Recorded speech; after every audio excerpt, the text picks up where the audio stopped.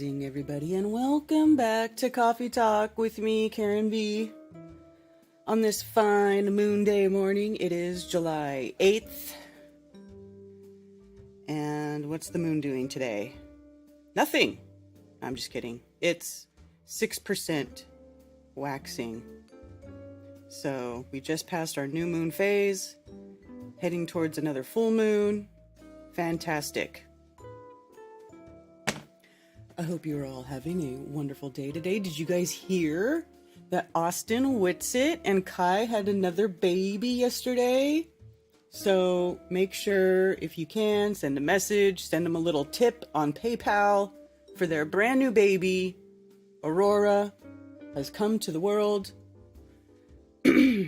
So that's pretty cool. I think that's pretty cool.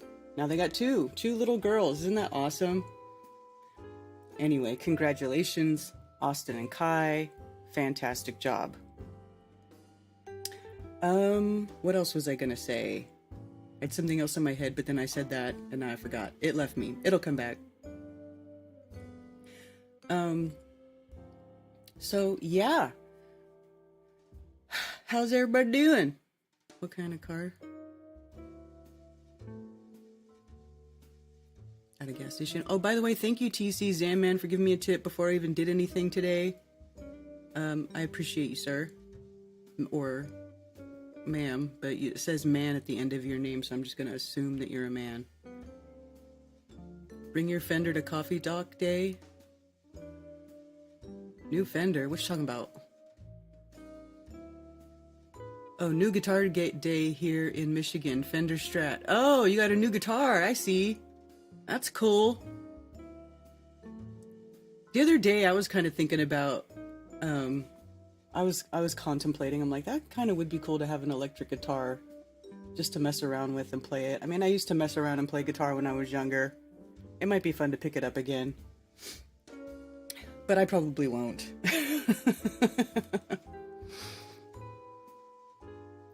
Flat City Beach. What's up, Brian? Sue Finelli, BCC, Tony Coriolis, C Pro 6. Yes, I was late. You know, I'm sorry for my tardy, but you know, there for like a little over a month, Ted was on short-term disability and he was home. And so when I go to do coffee talk, I didn't have to worry about letting my dog outside to drop a deuce because Ted was here helping and he would let him out. And so now, it happened last Monday too, basically this is the time, that my start time is when Remy decides that he wants to go out and go poop. So I am late. I do apologize. I was late because of the dog. But, you know, when the dogs gotta go, they gotta go. You gotta let them out. Otherwise, it's not good, right? Austin Murphy, good to see you. Zulu 1, Dean HD, good times for all. Valley Parks. Wild Eden. Scrotal Xerox. Spicy Sarah, good to see you. Brian, talking about his meetup. Yeah, you guys, there are some meetups going on. I've updated the website. There was just a meetup added for Oklahoma. FE meetup on Saturday, July 20th from 6 to 9 p.m. at Red Rock Canyon Grill. It's actually the same place they've had a meetup before, so I just updated an old meetup page. But same RSVP to Jesse, and his number and his email is there if you want to go. Red Rock Canyon Hill, Oklahoma City, Oklahoma. Also, Lake Geneva, Wisconsin, at the Geneva Tap House on July 27th. If you're up there in Wisconsin, uh-oh. Was this already removed? I'm gonna have to... Did he make a new video? What happened? I'll have to see what's going on with that. Because I had a link there to Mark's promo video that he made for it. And it hasn't happened yet, so I don't know why it would be down. Alright, Atlantic City, New Jersey. This must be what Zulu's talking about. Flat City, Atlantic City, Friday, September 13th at Bally's Casino and Resort in Atlantic City. There you go. Utah Stargazing Campout, And of course, Lake Norman in North Carolina, here in Charlotte, hosted by Brian Stavely, in Davidson, North Carolina, which is right outside of Charlotte. It's basically just say Charlotte. This is just a little town, a suburb of Charlotte. But yeah, July 10th, 4:30 p.m. at the Harbor Club. Epic get together. Yeah. So there you go. There's some meetups happening around the world. If you want to host a meetup, all you have to do is pick a time or pick a place, pick a date, and pick a time. And then you send the info to myself at KarenBFE at protonmail.com or flatearthfestivals@protonmail.com. And you can also send it to Mark Sargent. He will make you a promo. I will put it on the website. And we will help you advertise your meetup. Because we want you to have Flat Earth friends in your area. Billingtano, good to see you. Stephanie, good to see you. Mark Wood. Toranosuke Ido, commercial sound and videos, lurking.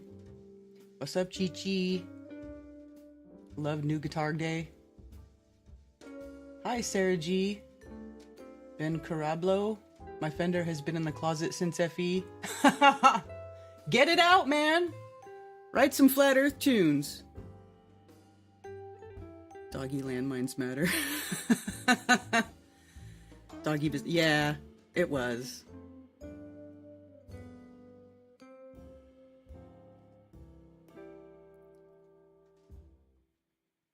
Let's see. Chad Champlin on Rockfin. Good to see you.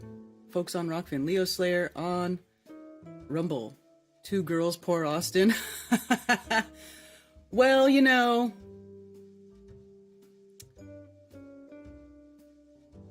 I don't know if it's really like a bad thing to have two girls. I mean, I had two boys and a girl.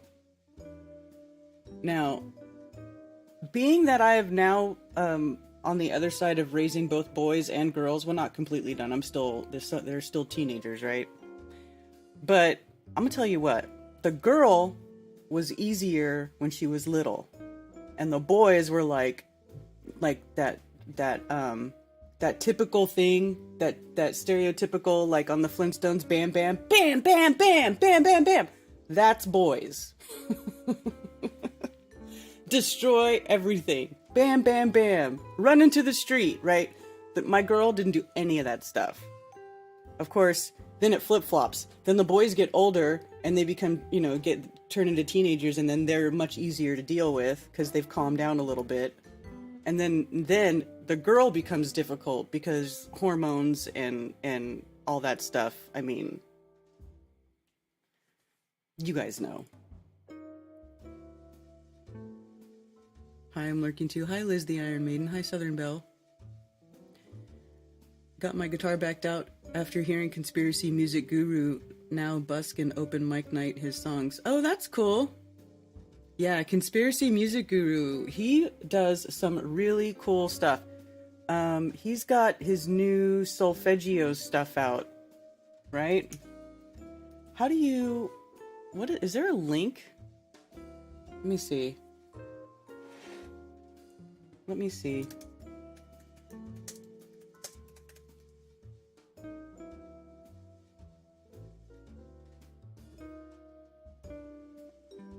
Oh yeah, he's got his own website.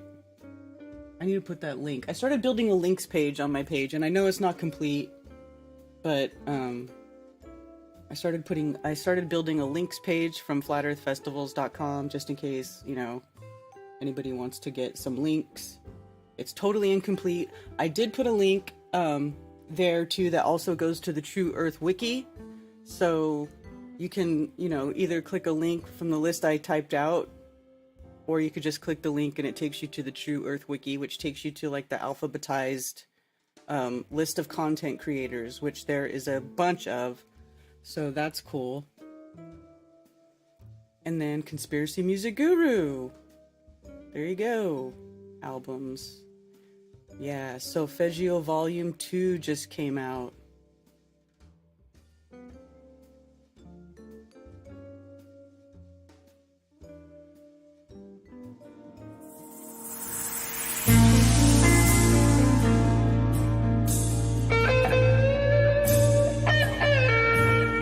awesome.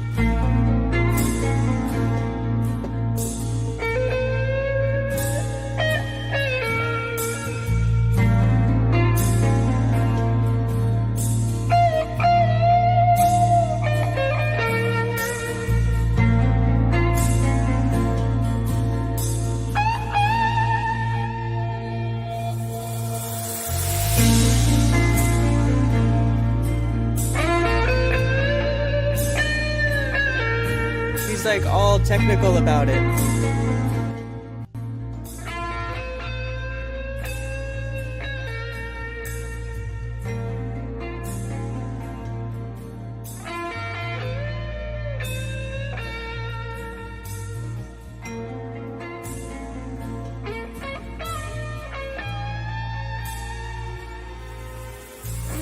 This image shows all the frequencies that are embedded into each track.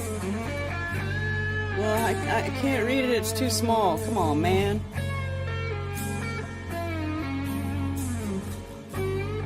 Oh, cool.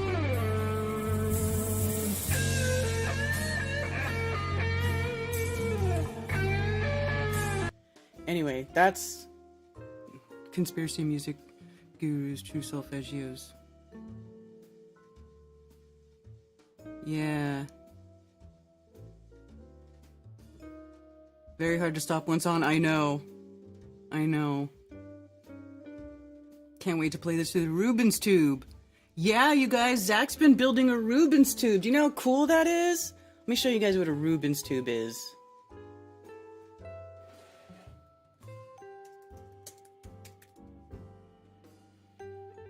Rubens tube. Here we go. Let's go to Sheeplepedia. Rubens tube, also known as a standing wave flame tube or simply flame tube, is a physics apparatus for demonstrating acoustic standing waves in a tube.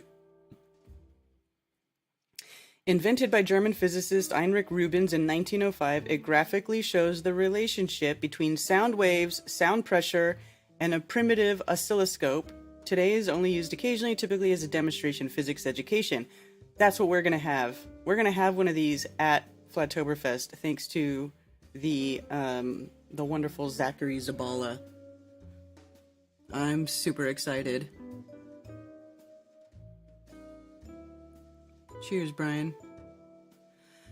Hi, Rose. Almost done, Karen. Gonna have the first test run today. That's so cool. And you know what else, Zach? I have arranged with the people at the music camp to go film some good footage of the venue. I'm gonna take my drone, I'm gonna take my camera and take all my gear, and I'm going to go film proper footage of the venue for myself and for them, actually. So that's gonna be cool. Maybe you could come with us. It might help.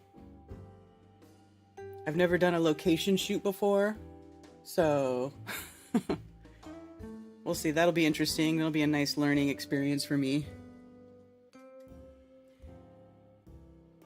We are recording with Alex this week and putting clips into the episode. Oh, with Alex Michael? Oh, that's cool, Rose. Doing an open panel at 10 p.m. Pacific tomorrow on CMG is coming. Please sub to my very unknown channel.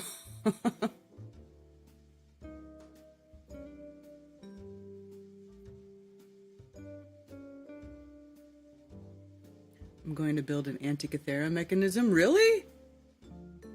That's pretty impressive. Really?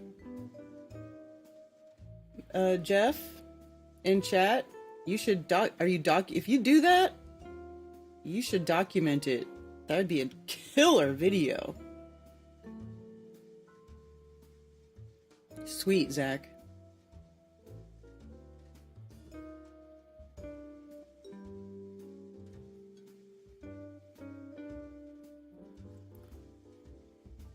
I didn't know I broke my ankle. That would be a really cool video. I want to see somebody build an Antikythera mechanism. Did you watch that documentary that Vika Draziv made about called The Mechanical Realm, which is all about the Antikythera mechanism? That's pretty cool. I like stuff like that.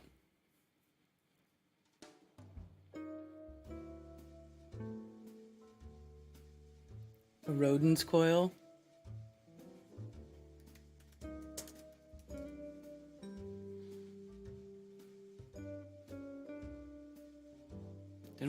Wikipedia on that?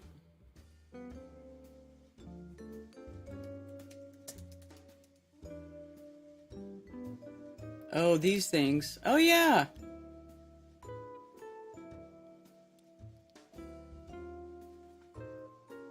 There's people that make these. They do like they 3D print the frame, and then you got to take the copper wire and you got to coil the copper wire. I was watching a video about somebody making one of these, and they literally had like all this copper wire, and then they like looped it right back and forth, back and forth, back and forth, like a certain number of times, and then this chick is like got the wire pinned, you know, pinned down on one end, and then on the she's standing across the yard, and she's got this drill, and then she's, you know, spins the drill, the wire's attached to the drill, and then the drill coils it, spins it up, spins it up, spins it up. So first they got to like coil up all these wires, and then they got to wrap the wires around this toroid in the toroidal shape.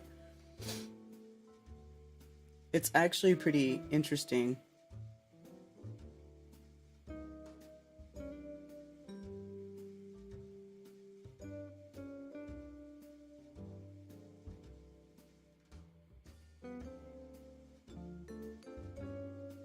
Toroidal vortex wave generator. Look at this on eBay. Now I'm curious. $315.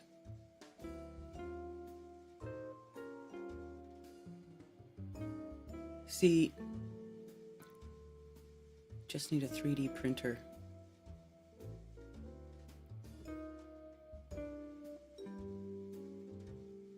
What does it do? What do they have a description of it?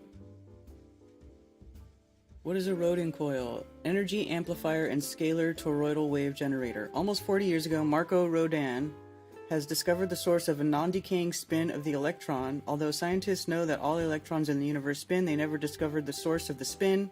Rodin has. He has discovered the underpinning geometry of the universe, the fabric of time itself. To take full advantage of a Rodin vortex coil gadget, simply install any frequency generator on your Android gadget and connect the gadget to the Rodin coil scalar using the included table. Huh. Very interesting.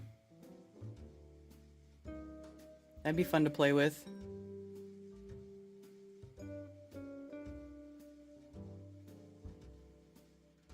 Hello, Memoria Gardens. I've heard some pretty amazing stuff about them. Free energy stuff that is pretty remarkable if true, right? See, that... You know, it's funny, like, all these, you know, Tartaria people, they all, free energy, they're harvesting energy from the ether, but none of them can explain how it's done, right? None of them, they just go, oh, look at the ball on top of the building, it's harvesting free energy from the ether. Well, prove it. You know, prove it.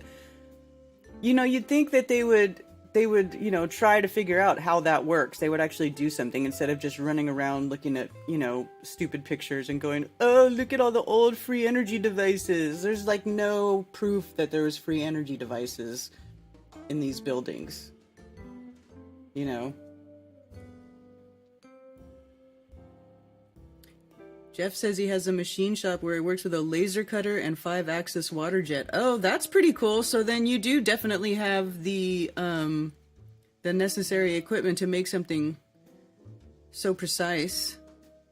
Those mechanisms, I'm sure they have to be very precise. There's a speculation that a portion of the mechanism is missing, and it calculated the position of the 5 planets. Well, it probably did. That would make sense.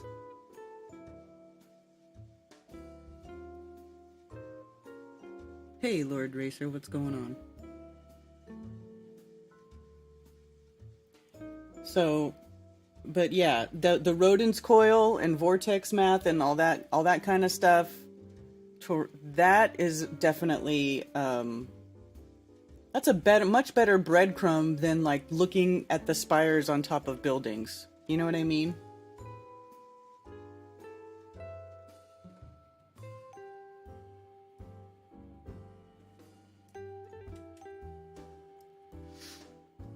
I have some videos on how they work. I'll email them to you, but you probably don't want to see them and I don't want to piss you off. What are you talking about?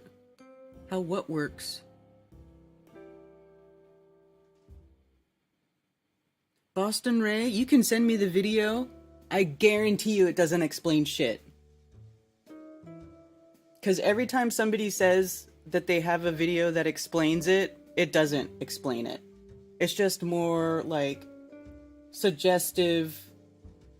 Oh, it could have, it might have, you know. Send it.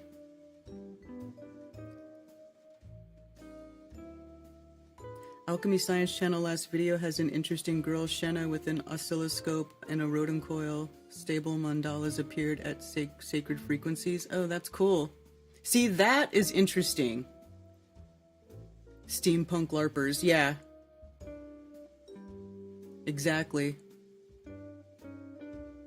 We need free energy to get that 3700 degree brick melter going. Oh, that's funny.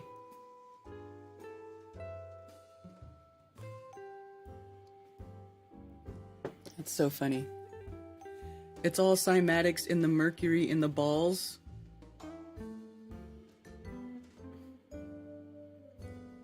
Cymatics from what?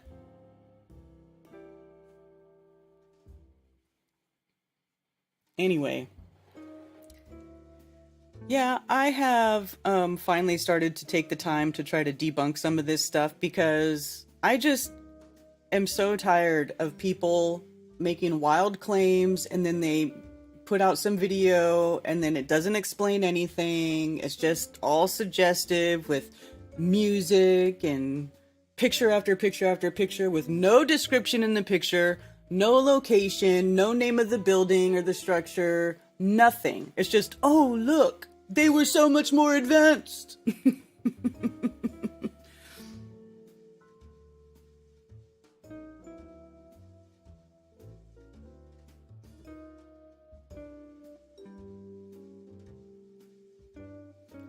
Well, what you're saying doesn't really make sense.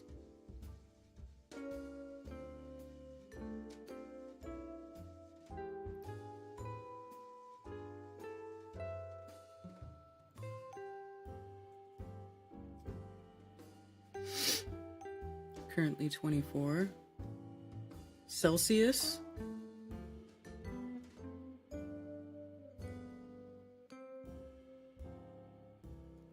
The ripples the wind makes in the water and electrocharging the water to make shapes. Yeah, Ray, that doesn't make sense. That is gobbledygook. The wind isn't even a constant thing. What about days when there's no wind? Gobbledygook. It's okay, though.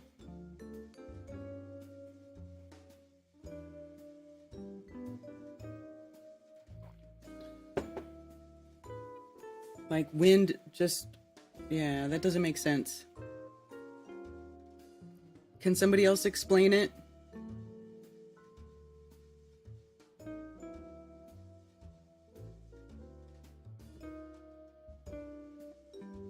They used water too. Huge water plants for hydroelectricity. Okay, who is they? Who used plants for water electricity? I mean, that's not really a new concept.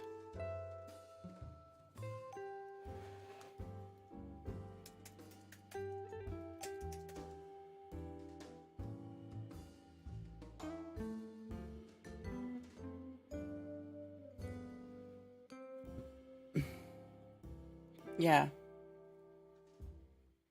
Hydropower has been used since ancient times to grind flour and perform other tasks. Yeah, that's why if you look at like a lot of mill houses, they're right on rivers. And then they have that big wheel, right? The river comes and it spins the wheel. And then the wheel is attached through mechanisms to the thing inside the house. And it turns and it grinds the grain into flour.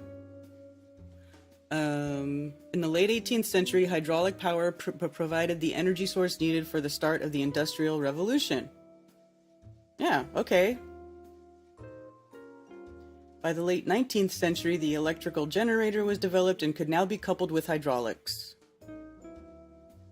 So that's in the 1800s. That's right at the turn of the century. So Niagara Falls began to produce electricity in 1881. The first Edison hydroelectric power station, the Vulcan Street plant, began operating September 30th in 1882. See, this is what I'm saying. If you listen to that old world movie, they've got people in there saying, oh, how did they have all this electricity back then? There's no way, it's not possible for them to have had electricity. Well, yeah, actually, it is.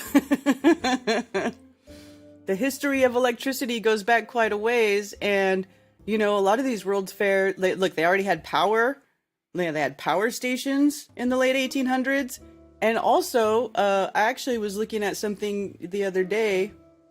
Where was it? Powering the World's Fair. Here we go. Lighting the World's Fair. I was reading about it. Electricity at the fair.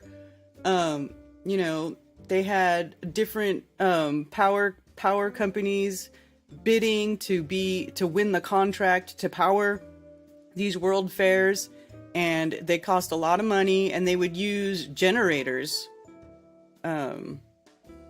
too. So let's see.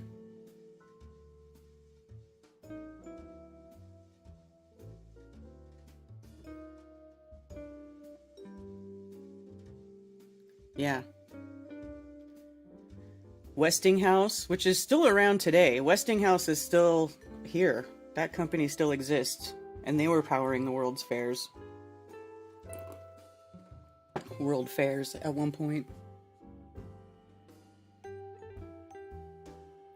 I'm not saying the wind shows up the cymatics. It's not just the wind, it's everywhere. You see it in the wind and the water, but it's everywhere. I don't know what is everywhere. I don't know what you're talking about.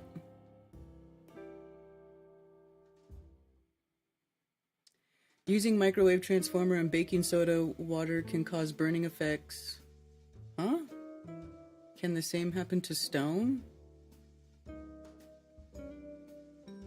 I'm not sure I understand that question. When traveling, locals claim wind is best here.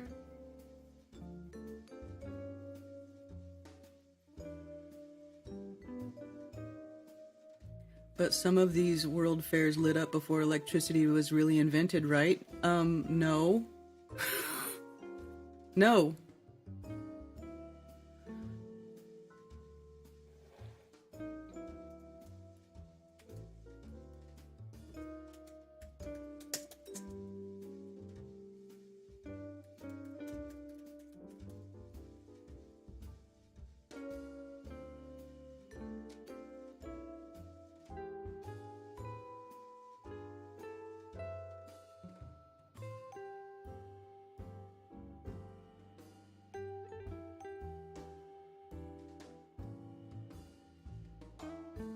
Oh, this is going way back.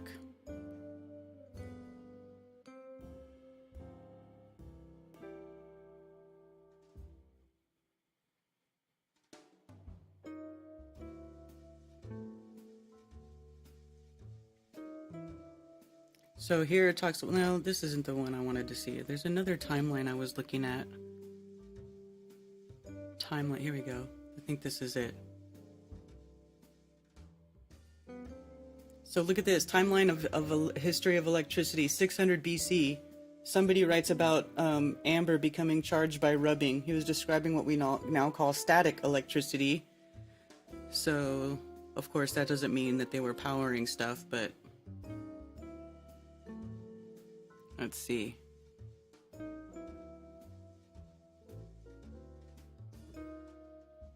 In the 1600s, they're doing experiments. 1678, Christian Huygens introduces his famous construction and principle. He thinks about translating manuscript to Latin, blah, blah, blah. I don't know what that means. Pulses. Newton shows the two-ness of a double refraction, clearly rules out light being ether waves. What does that mean? Oh, this is saying that it would, whatever.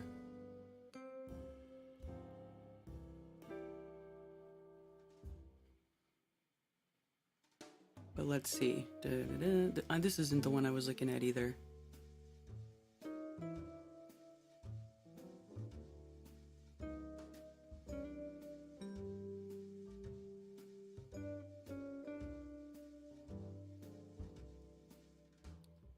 This is not the timeline. Oh, was it this one? I think it's this one I was looking at. This one had it better. Yeah, this one's better. Because this is more like modern electricity. First electric battery in 1800, invented by Alessandro Volta. The volt is named in his honor. 1821, the first electric motor was invented by Michael Faraday.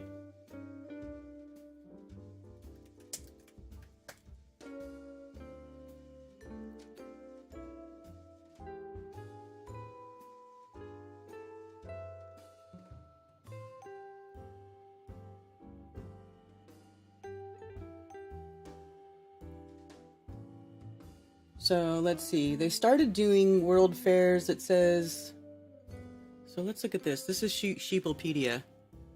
Chronological list of international or colonial world's fairs. So the first one, 1791, Prague, Bohemia, first industrial exhibition on the occasion of the coronation of Leopold II.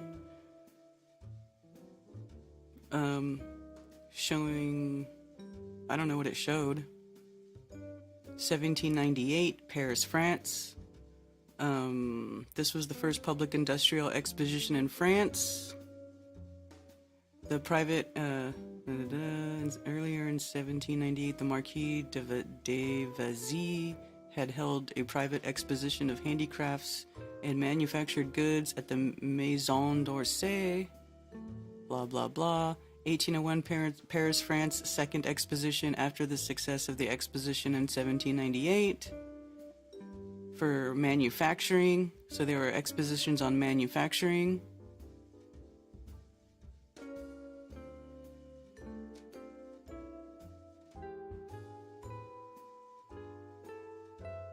Let's see, American Institute Fair. Let's look at this one. American Institute Fair was held annually from 1829 until at least 1897. Oh, so this was like a fair that New York kept doing over and over. So that's just an institute fair. That's not really a world fair. This fair is sometimes considered the first World's Fair in the United States, though it was fairly small by later standards, drawing about 30,000 attendees per year. Yeah, see, the World Fairs had like a million attendees, but they kept the World Fairs open for like 6 months. It would go for like half the year. Went from May to October. May, June, July, August, September, October. So yeah, they would last for 6 months. They would keep the exhibitions up. Okay, well, this one doesn't really say anything about much, so... What's the first one that featured electricity?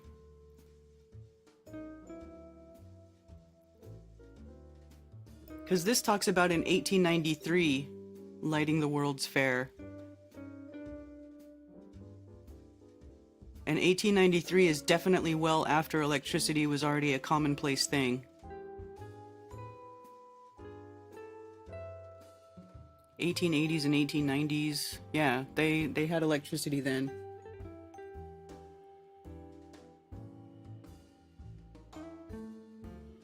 It proves, not disproves. He needs to learn how light works. I know.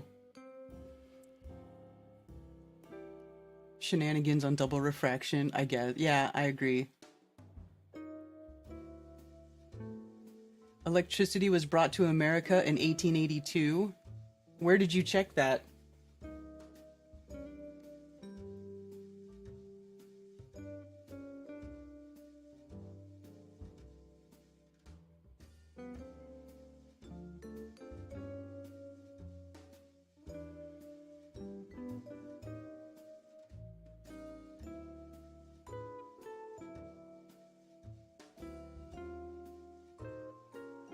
(1879) electric lights were first used for public street lighting in Cleveland, Ohio. In San Francisco was the first electric company to sell electric customers.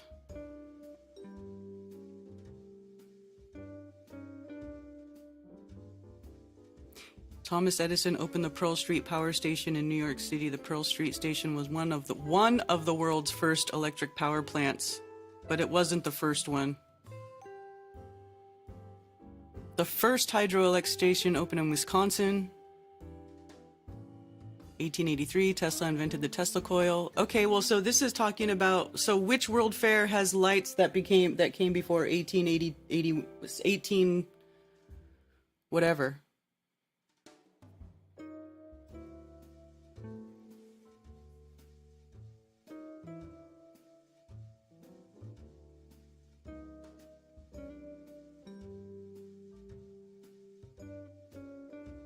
They powered telegraphs by sticking an iron and copper rod into the ground so far apart they knew about free energy back then.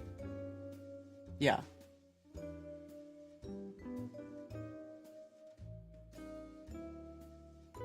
Okay, so, well, I still don't see anything that shows me that they were lighting up World's Fairs before electricity was already common.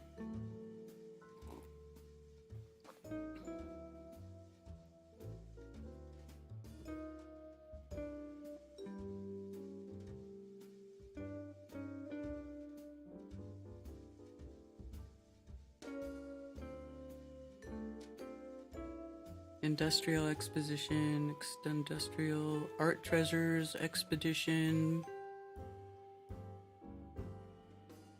Grand Exhibition of Industrial Products, Exhibition of Art, Science, and Industry,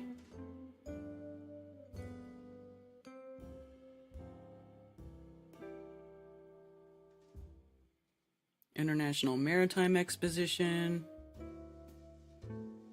Let's look at this one.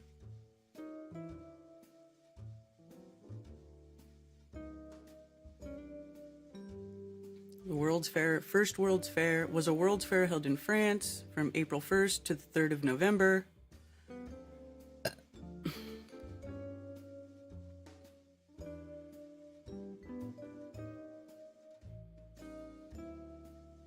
I don't see anything that disrupts the timeline though, do you? I just downloaded the book Natasha's Dance, A Cultural History of Russia. Let's see if they mention that time in the 1800s when St. Petersburg and Moscow were completely emptied of people. What are you talking about?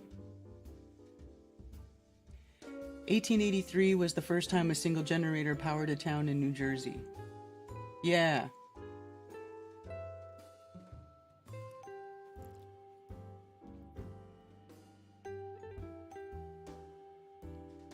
Yeah, so they were having exhibitions before electricity was commonplace, but they weren't using it until after. So... Crystal Palace Electric Exhibition, 1882. 1882, International Electric Exhibition. See right here, 1882, that's the first time it's even mentioned electric anything, right? International Medical and Sanitary Exhibition. This is how they're trying to clean, that's when they learn that you need to have clean water and not just shit in the street everywhere. Industrial Exposition. Oh, here we go. International Exposition of Electricity, Paris. But that's 1881. That's still in the right time frame. Glasgow Electrical Exhibition, 1880. So that one, I'm just trying to see when the first time they start mentioning electricity in the exhibition, because having electric power is a pretty major thing, right? So they're going to put that in the name. They're going to say, oh yeah, we were doing exhibitions on electricity, right? Because this is our new fandangled technology, right? So juvenile industrial, fisheries, intercolonial. Yeah, they don't even mention electrical anything until 1880. So I don't see anything that contradicts with the given timeline between what they were doing at the fairs and when electricity started.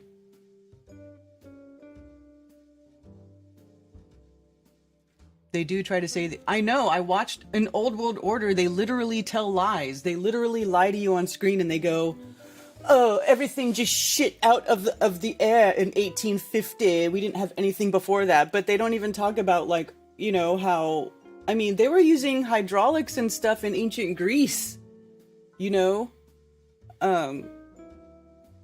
I know that's not electricity, but it just goes to show that they had some kind of ingenuity, right? Like they were doing stuff, they were figuring stuff out. You know, this stuff just doesn't happen overnight. They act like everything just popped out of nowhere in 1850. But if you look at this timeline, look, 1800, electric battery, 1808, arc lamp, 1820, some more experiments, the relationship between electricity and magnetism, 1821, electric motor invented by Michael Faraday. You know, like there's stuff going on there. It wasn't used widely, but for decades before it was, they were all playing with this shit.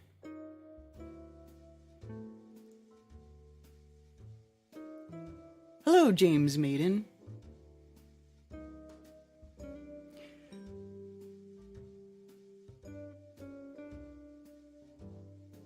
Also, there was a period before this that the knowledge was lost or hidden more. Well, what period is that? I mean, you know, it's not impossible when you're, I mean, let's just say, I mean, we're talking about, this place has at least been in existence for thousands of years, right? Like, I don't believe the big timeline, the long extended timeline, the millions and millions of years and all that garbage. But even a few thousand years, even 6,000 years is a long time. We're talking 6,000 years. So it is entirely possible that things were discovered and then forgotten and then discovered and then forgotten, because there was no proper way of documenting things. There wasn't like a worldwide network like there is now. There was not like, you know, that's why as mankind progressed, they started making archives and libraries and, you know, big monumental buildings to store knowledge in so it's not lost again. Of course, of course, there's shenanigans going on with people in power and people in charge of knowledge. There's always going to be some shenanigans going on. But, I mean, you have to also take into account that there's millions of humans running around, doing stuff, working, being nosy, doing experiments, right? This is before the internet, before everybody was playing, you know, fucking games on the internet, or, you know, whatever people do, jerking off to porn on the internet, right? There wasn't none of that. So people filled their time with more productive things in the past. That's one thing I'm pretty sure about. All this technology that's been built has just made people stupid and lazy.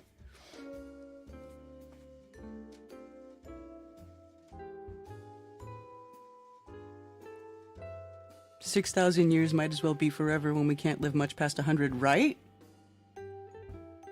What about the Baghdad battery? Oh, that sounds familiar. let me look at that.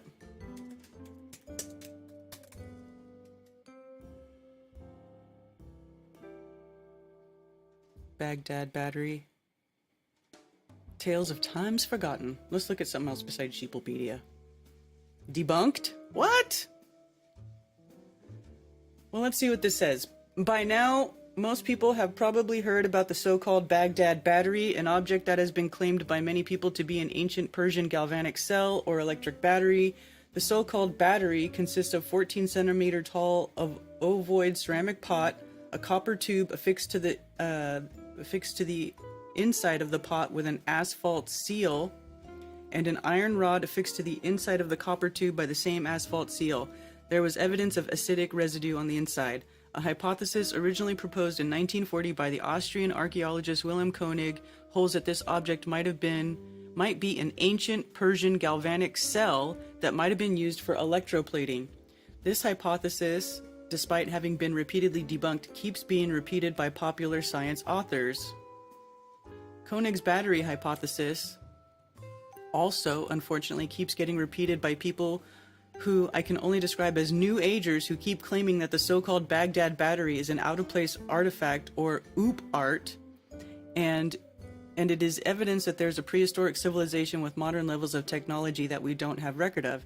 In reality, Even if the so-called Baghdad battery really were a battery, it certainly would not be evidence for the existence of an unbelievably technologically advanced prehistoric civilization. Furthermore, archaeologists have a pretty good idea of what the so-called Baghdad battery was used for, and it almost certainly wasn't used as a battery. Well, I'm curious what they're going to say. The popular belief concerning the so-called battery.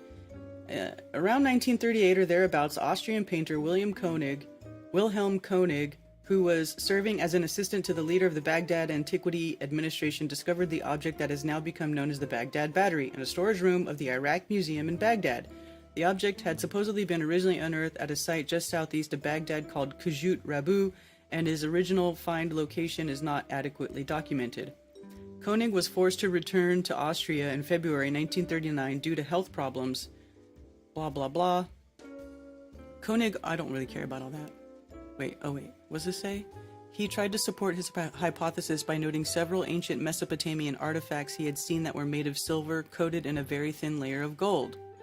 Koenig argued that these artifacts might have been plated using electroplating. Modern archaeologists, however, now generally agree that the objects seen by Koenig were not in fact electroplated at all, but rather fire-gilded using mercury.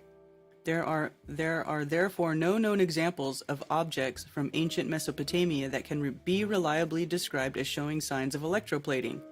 Despite the fact that one of Koenig's main pieces of evidence has now been invalidated, his hypothesis has become wildly popular among New Agers. Why is this guy calling people New Agers? Who are convinced that the batteries are technological remnants from Atlantis or gifts brought by aliens. Well, we know that's not true. The hypothesis also unfortunately became popular among popular science writers who are eager to show off examples of advanced ancient technology, and it has even wormed its way into textbooks on electricity. Really? The so-called Baghdad battery gets stolen. The supposed mystery of the so-called Baghdad battery has been further enhanced by the fact that no one knows where it is now. What?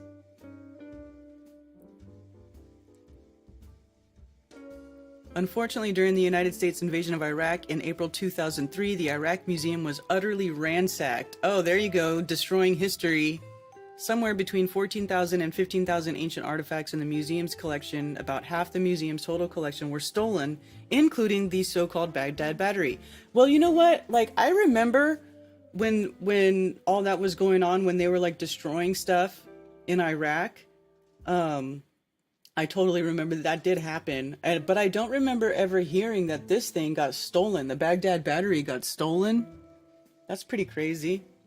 Eventually, after years of searching, roughly 7,000 artifacts were eventually recovered and returned to the Iraq Museum. The Baghdad battery, however, was not one of these objects. The so-called Baghdad battery was almost certainly sold in the black market. To date, no one has the faintest clue where it might be. The theft of the so-called battery in 2003 spawned a news article from the BBC, lamenting the loss of such a priceless ancient artifact. Other articles of a similar nature have been published since then, so the so-called Baghdad battery is probably the most famous artifact that was housed in the Iraq Museum that is still missing. Interesting. I imagine that the so-called Baghdad battery will probably turn up at an auction house a few decades from now and get sold to some American billionaire for several $1 million.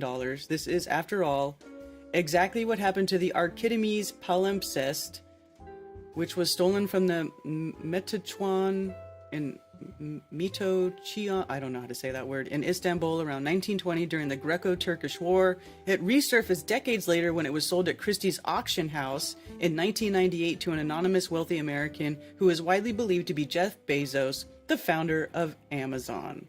Well, that figures, because these guys have way too much fucking money.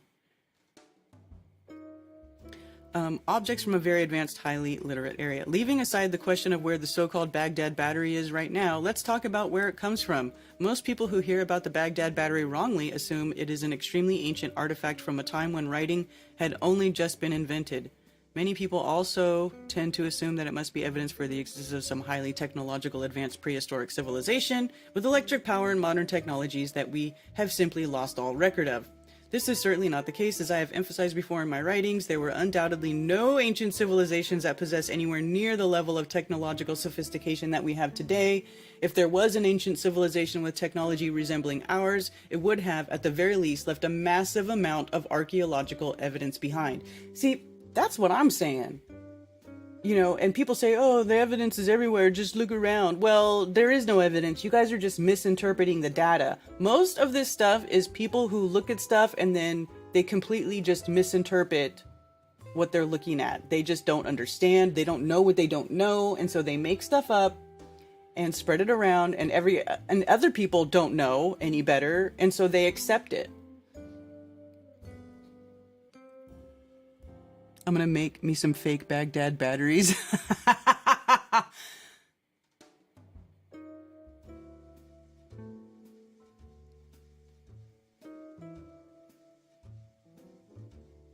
So now this person's statements cannot be tested. Interesting, yeah.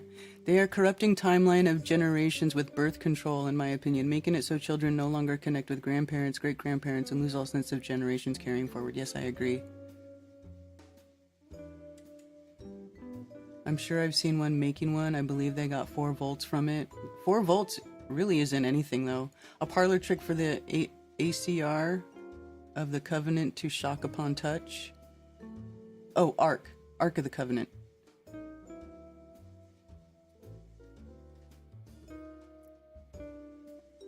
What are you guys saying? Book it. Book it. How many generations is 6,000 years? I don't know. A lot? 300 generations? How do you get that number? What do you divide by? What's it? How long is a generation? 20? I guess that makes sense. Yeah, if you divide by 20, that's 300 generations.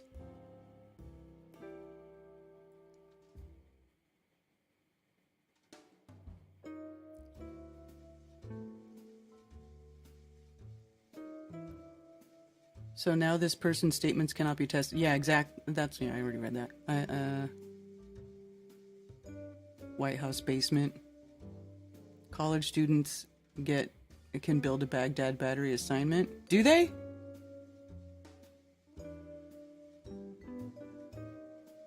Dr. Sai, take 100 metronomes or 1,000 or as many as you like, then have them all ticking and talking at different times. Eventually, over time, they will all come into sync and then fade back out. Replace the metronome with reality. Dr. Sai, I totally get what you mean. Yeah. What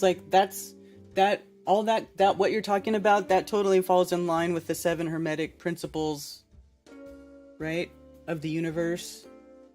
Ebb and flow, right? Sometimes there's an ebb and there's a receding of, you know, or things are slower, and then other times there's a flow, there's a big push, like the Industrial Revolution or something like that. Batteries probably sitting in the basement of the Vatican, yeah. Make shit up, the new scientific method. I'm so smart, I'm gonna build the Great Pyramid now. Yeah.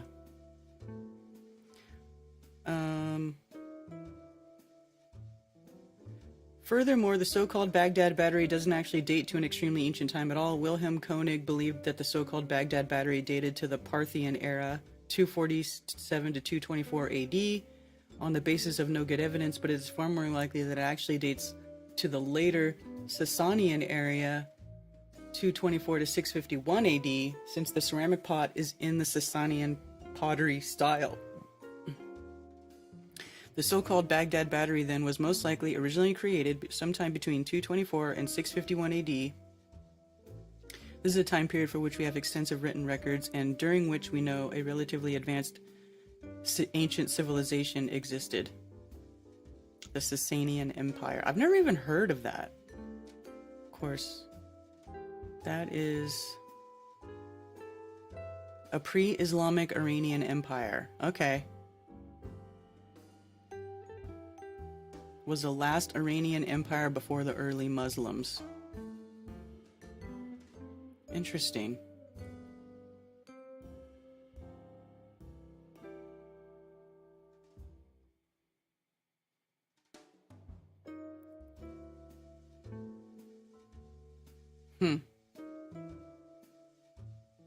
Palace of Ardashir, a ruined Sasanian palace built in 224 AD by King Ardashir I of the Sasanian Empire, dating to roughly the same time period as the so-called Baghdad battery. Oof. That's seen better days, huh? What else can we find on Baghdad battery? Smith. Okay, here we go. smithcollegemuseum.edu. Let's see what they say. That guy says it's debunked, but let's see. Baghdad battery is believed to be about 2,000 years old from the Parthian period, roughly 250 BCE to 250 CE. The jar was found in Kajut Rabu outside Baghdad, composed of a clay jar stopper made of asphalt. Sticking through the asphalt is an iron rod surrounded by a copper cylinder. When filled with vinegar or any other electrolytic solution, the jar produces about 1.1 volts. There is no written record as to the exact function of the jar, but the best guess is that it was a type of battery. Scientists believe the batteries, if that is their correct function, were used to electroplate items such as putting a layer of one metal of gold onto the surface of another, the method still practiced in Iraq today. Okay, 1.1 volts. Does anybody want to tell me what 1.1 volts? 1.1 volts is not shit. It's really... I'd be surprised if you could even do electroplating with 1.1 volts. Is that even enough? I mean, I don't know.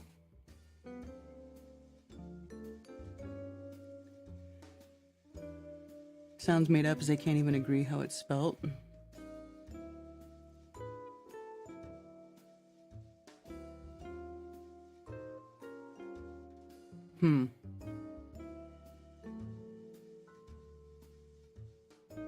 Mark One Traba on Rockfin, good to see you. Bitching about Tartaria, that's all this bitch ever does anymore. She knows better because she had a horse when she grew up, guys. Are you sad because I can totally dismantle your stupid Tartarian bullshit, Brett? I mean, you don't have to be here. You can sit there and cry about you know, about it. I really don't care. You know? I talk about it because I care about, you know, people falling for bullshit. And you, sir, are one of them.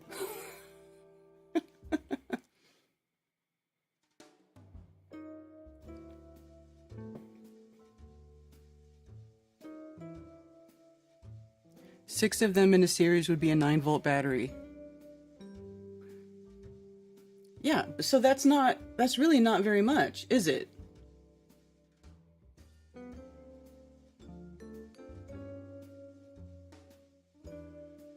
Two to 6 volts required for electroplating, totally possible. Okay. So you would have to have a couple of them to at least do it.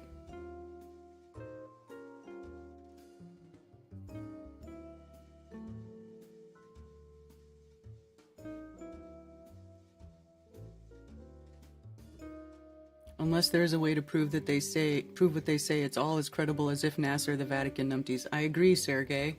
Yeah.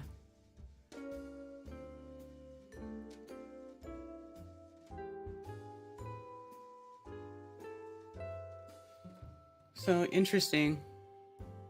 Well, maybe it was maybe it did do that. Maybe it was like somebody figured out how to make something to shock their friends. It's like an ancient maybe it's like an ancient gag trick. You know what I'm saying? Like, here, shake my hand.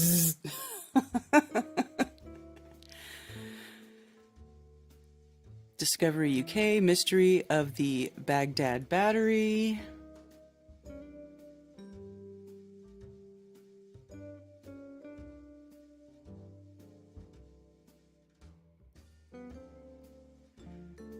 A nested trio of artifacts. There's a small clay pot which, when found, measured 14 centimeters in height, but would have been taller when it was complete. Its top, broken off, is believed to have been sealed with asphalt. Inside this was the copper cylinder.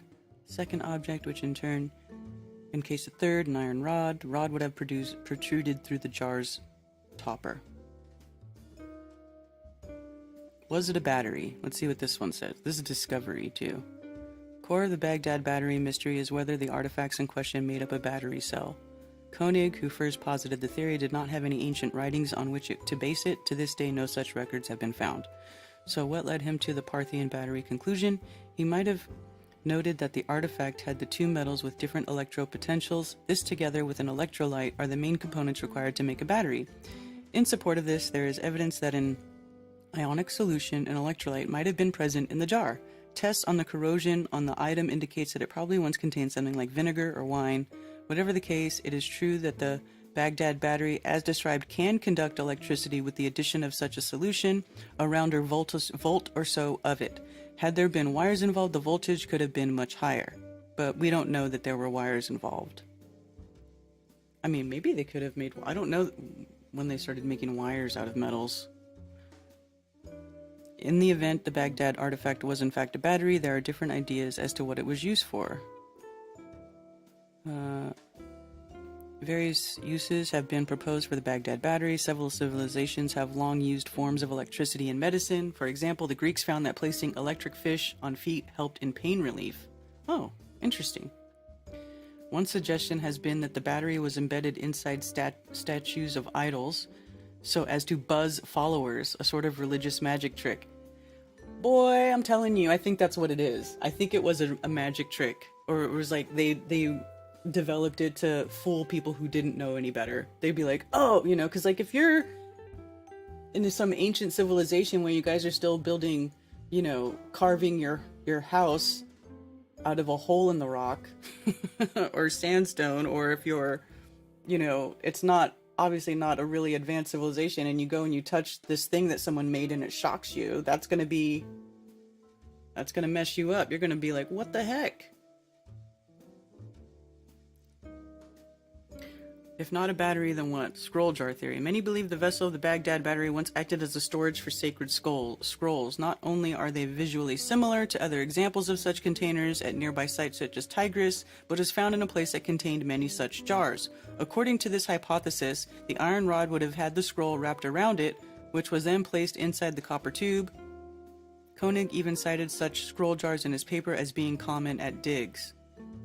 Do you think that they were... You think somebody thought it would be funny to put that jar in with a bunch of other jars that have paper scrolls, and then somebody's looking for a scroll, and then they touch that and they go, oh! I feel like this is like, I really feel like this might have been like an ancient, what do you call it? Practical joke.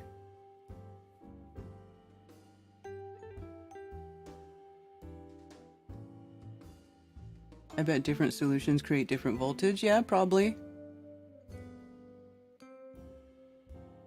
When was asphalt invented? I don't know. Do you want me to try to find out?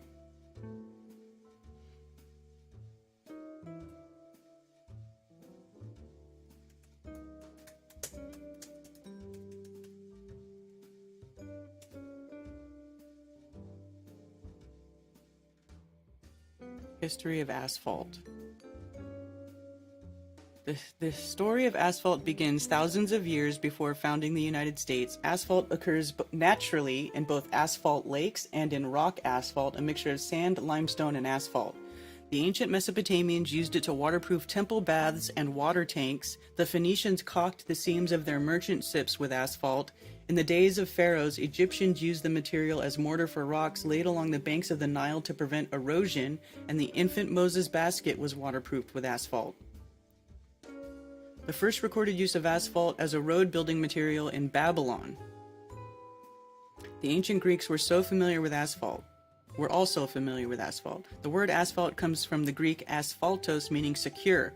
The Romans used it to seal their baths, reservoirs, and aqueducts. You know, I mean, and the Romans were known for their bathhouses and their aqueducts. Europeans exploring the New World discovered natural deposits of asphalt. Sir Walter Raleigh described a plain or lake of asphalt on the island of Trinidad near Venezuela. He used it for recalking his ships. Early 1800s, Thomas Telford built more than 900 miles of roads in Scotland, perfecting the method of building roads with broken stones. His contemporary, John Loudon McAdam, used broken stone joined to form a hard surface to build a Scottish turnpike. Later, to reduce dust and maintenance, builders used hot tar to bond the broken stones together, producing tar macadam pavements. 1870. Belgian chemist Edmund J. de Smet laid the first true asphalt pavement in the U.S. in Newark, New Jersey. DeSmet also paved Pennsylvania Avenue in Washington, D.C., using 54,000 square yards of sheet asphalt from Trinidad Lake. The Cummer Company opened the first central hot mix production facilities in the U.S. The first asphalt patent was filed by Nathan B. Abbott of Brooklyn, New York in 1871. There you go. 1900, Frederick Warren filed a patent for bidulithic pavement, a mixture of bitumen, aggregate, and the first modern asphalt facility was built in 1901 by Warren Brothers, East Cambridge, Massachusetts. Wow, so they've been using asphalt like all of history. That's really interesting.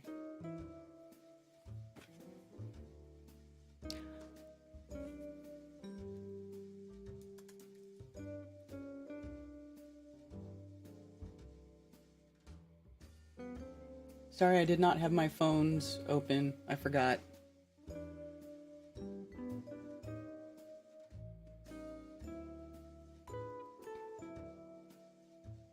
Asphalt is oil and rock. Asphalt wasn't invented, it's a natural material. There you go. Well, we just read about that. So yes, Scrotal Xerox. Electrum, found in nature, perfect for wires, by the way, it's all there. Yeah, everything comes from nature.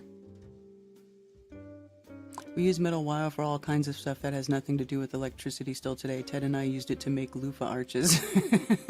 Yes. If they had an iron rod, I guarantee they had metal wire. It itself is just a much thinner iron rod. Yeah, that makes sense. That makes sense to me, Zach.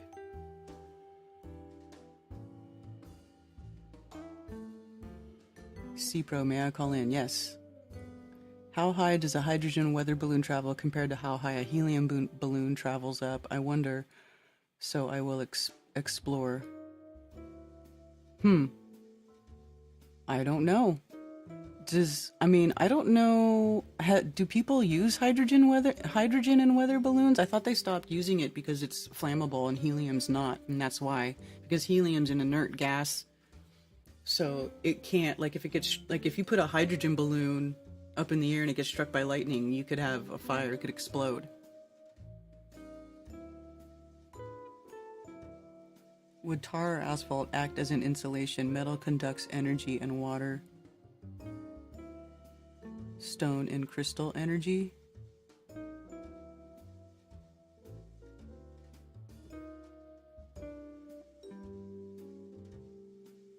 I don't want an asphalt bathtub.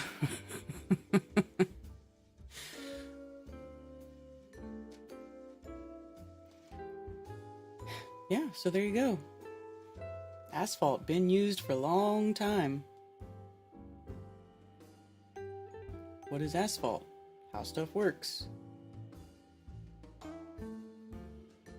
Asphalt, when you hear the word asphalt, you probably imagine black tar stuff on roads and highways, but that's not exactly correct. Asphalt is the liquid that is in the road. Who has a doctorate? Asphalt comes from crude oil, while tar comes from coal. Thank you for calling Coffee Talk. You're on with Karen B. Hey, Karen. Hey. Can you hear me? Yes.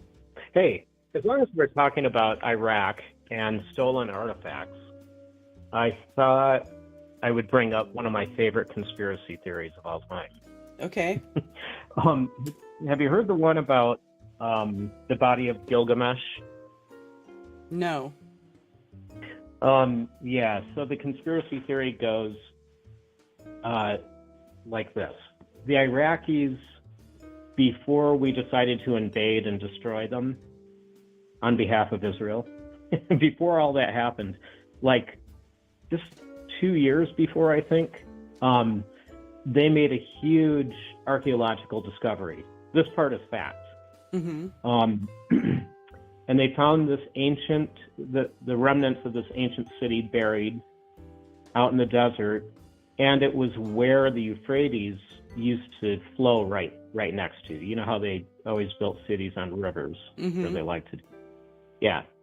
So that part's all true. And then we did the invasion, and then the media was just pumping story after story about how the evil Iraqi people used the war situation to like invade all the museums and start stealing stuff. Mm-hmm. Do you remember when that was going on in the news? Mm-hmm. Yeah. So the conspiracy theory is that this was actually one of the main reasons, other than destroying another neighbor of Israel, was to take control of what they had just found in that ancient city. And they actually found the tomb of Gilgamesh, which is the same person as Nimrod, just a different name. Mm-hmm. And then there were old videos, like way back when, before deep fakes, there were 2 old videos taken on Nokia phones that were like the latest and greatest of the time, of the bodies, and they were uncorrupted. So it was Nimrod and one other person.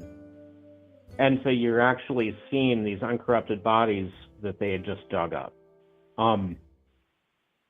And then the conspiracy theory goes on to say that someone saw in the FOIA request listings on a government website that Hillary Clinton was demanding to know what happened to the body of Gilgamesh.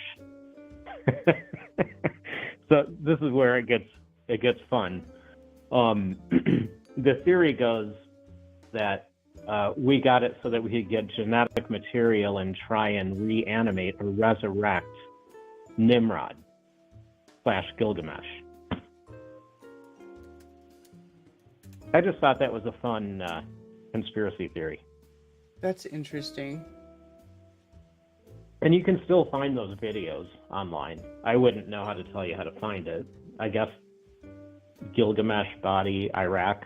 Well, I just searched Tomb of Gilgamesh and all kinds of stuff comes up. Here, I'll show you guys. It's BBC News comes up first. It says Gilgamesh tomb believed found. This is April 29th of 2003. The Epic of Gilgamesh.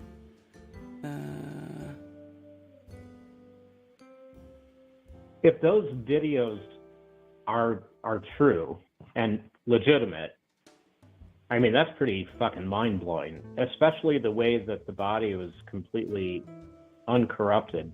And the story of Nimrod / Gilgamesh is that, I mean, the biblical story is somehow he had figured out a way to start to change into a god, a little g god.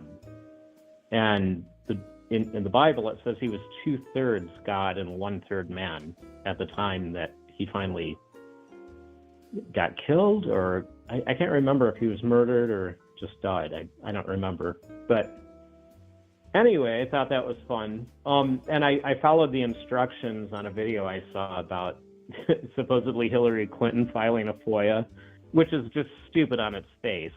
I mean, someone like Hillary Clinton wouldn't have to file a FOIA request like we do.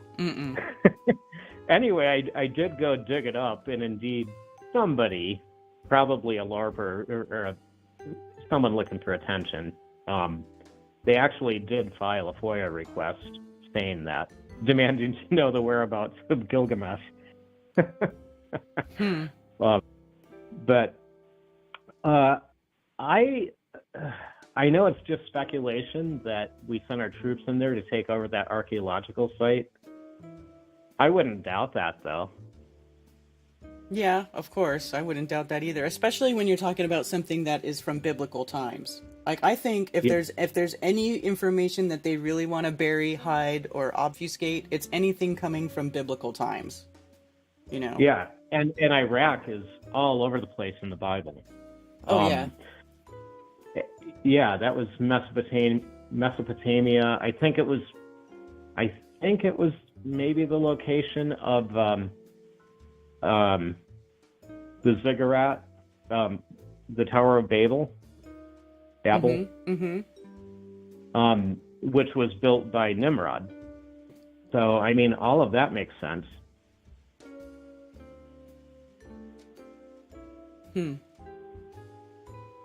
Yeah. Anyway, just a fun little conspiracy theory.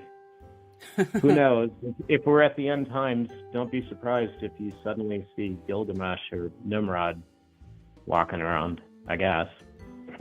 Oh yeah, well, I don't know if you've ever heard me talk about the homunculus thing. Yes, So I have. so certainly, they could be trying to do some sort of necromancy or, Yeah, bring somebody back through a there was. homunculus. Yeah, there was something about around that whole conspiracy theory. I can't remember what the factoid was, but somehow they knew it was called a resurrection chamber that they had dug up, which is interesting too, because in the Bible, it's all about, in the end times, counterfeits of what actually happened with Jesus. So them figuring out how to resurrect Nimrod kind of goes hand in hand with that sort of stuff. Mm-hmm. Anyway, we live in interesting times. That's for sure. All right, that's all I got. All right, thanks for calling. Okay, bye. Bye.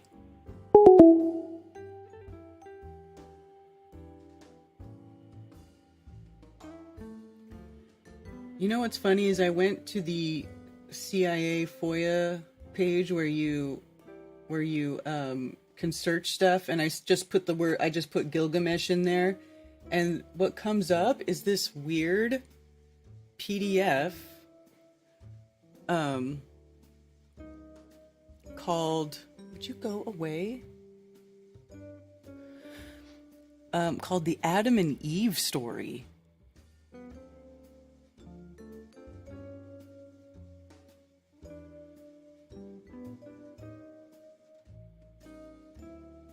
The next cataclysm. This is interesting. I'm going to look through this.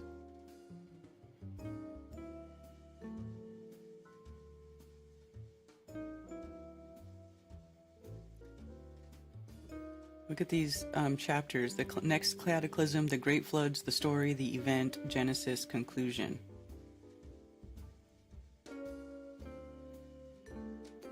How many pages is this? 57? Oof. That's a lot. It's more than I can go through here on stream. But how about this? I'm just going to put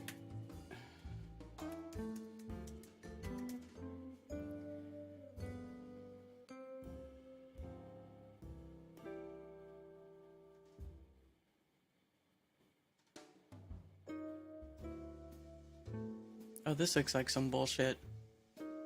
Vishnu came alive, a man who lived through a cataclysm 70,000 years before our time, actually 10 cataclysms ago. Now he is known as the Hindu god of 10 resurrections from the waters. Osiris too was rediscovered. He was the Jesus of his time, a man of Egypt some 15,000 years ago. Noah smiled at us from the pages of the Epic of Gilgamesh. He actually was a Sumerian named Utnapishtim, who lived 6,500 years ago. The ark he built is more than legend. The process of a cataclysm is known now. See, and then it says, look at the cross-section of Earth on the inside front cover. But of course, that is like, this is what it shows. Right? Mantle, inner core, outer core, crust. Like, this is not what Earth is. Okay.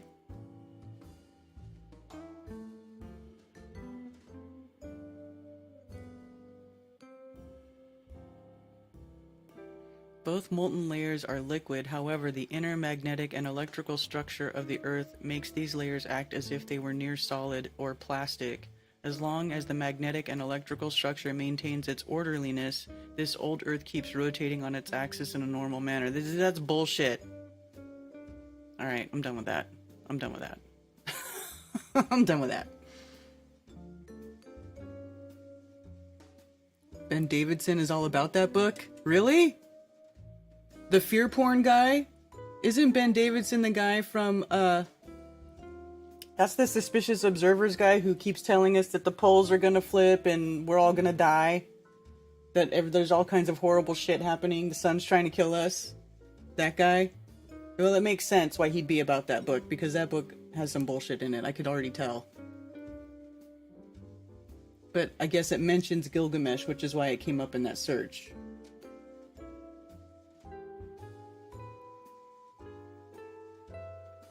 Why are you awake so early, 16 Alpha V? So that you could be here with us for a little bit of coffee talk. Good rising.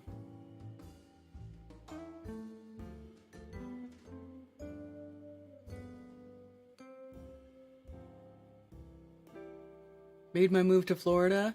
Hey, Artiseer, you made your move to Florida. Lots of flatties in Florida.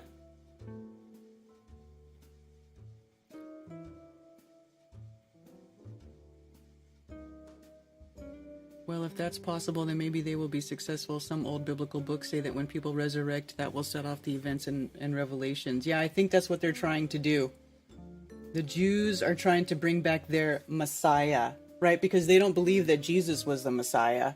And I'm not saying whether it's right or wrong. I don't want to argue religion with anybody. But that's how it goes, right? The Jews for the Jews, Jesus is in a pit of semen and shit in hell right now. That's according to the Talmud, right? But the Muslims mention Jesus a whole bunch of times in the Quran, and they always say, they talk about him the same way they almost talk about Muhammad. They say, Jesus, peace be upon him, because they consider Jesus to be a good person, right? They have their prophet Muhammad, but they're not against Jesus. They like Jesus. Jesus is Muslim friendly. It is not Jew friendly though. Ironically.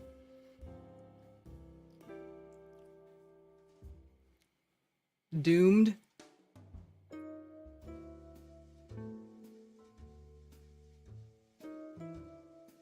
Yeah, Rose, I showed Ted the first cut of the debunk, although it's already not the same video. It's already not the same. I've already added so much. And I'm going to add more after this. That's him. Yep.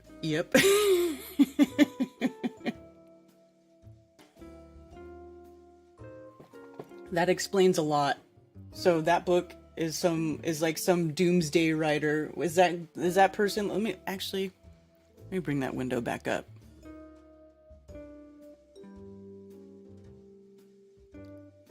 The Adam and Eve Story by Chan Thomas. What year was this written?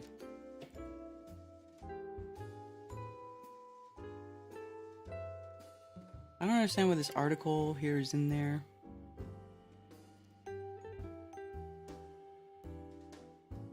Nelson Rockefeller, huh?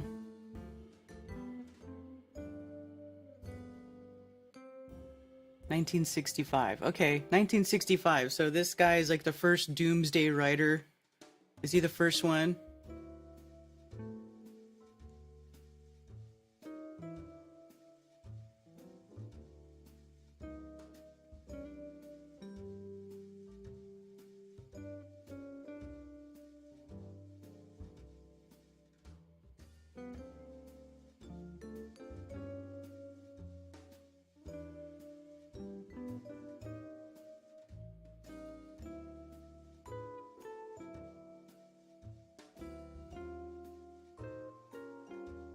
Oh, look at this.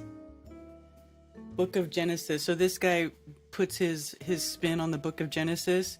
In the beginning, in his quotes, 4.5 billion years ago, the universe was created in God's great design. Included was our sun and our planet Earth. Oh, come on. You can't just rewrite scripture.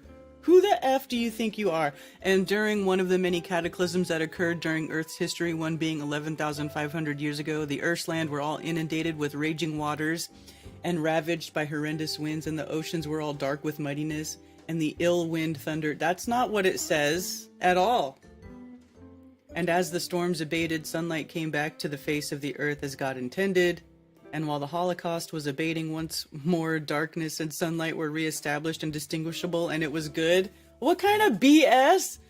And sunlight was again daytime, and darkness again nighttime, in accordance with God's design, and evening and... Oh, come on. How do you be a Christian and then read this crap and think it's okay? I mean, I'm not even a Christian, and this is not okay. You don't just get to make shit up. You don't just get to add stuff. You see what I'm saying? You don't just get to add stuff. Why do people think that they can just insert their own? You gotta add everything. 11:11. 11:11.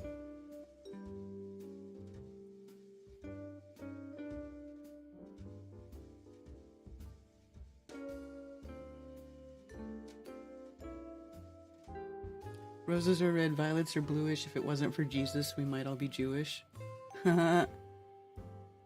Jason Ray, anybody catch the Rose Empire interview with DITRH? Yes, I did. The first hour was good. It all goes sideways when it starts going into the bullshit Tartaria talk.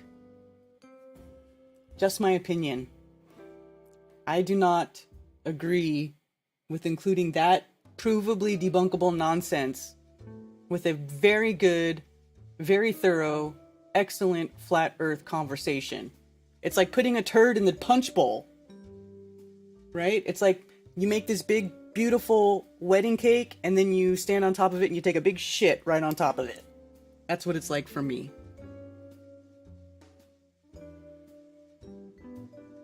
That's just my opinion, though.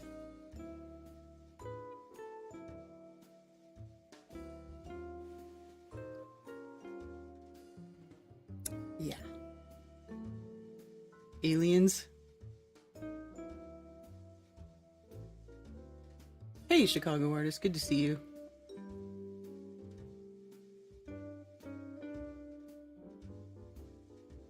But the interview was good. The first hour was very good, I will say.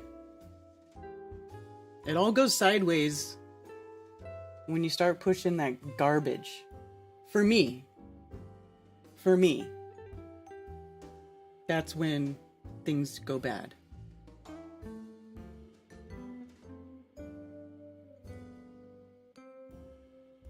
Dinosaurs are real? Yes, they are.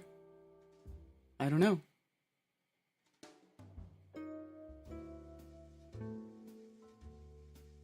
Somebody else, there's another person who says dinosaurs are real.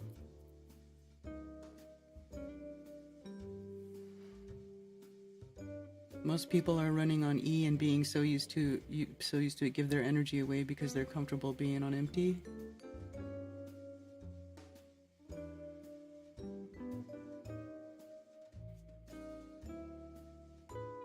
Hello, Plain Truth.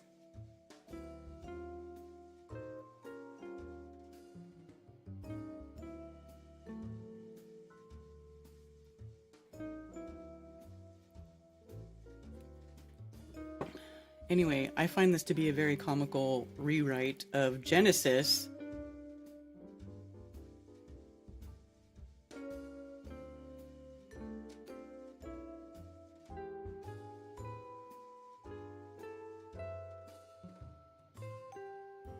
Yeah, this is nonsense. And it totally makes sense that Ben Davidson would be into this crap. Because he's not... I don't know what's up with that dude.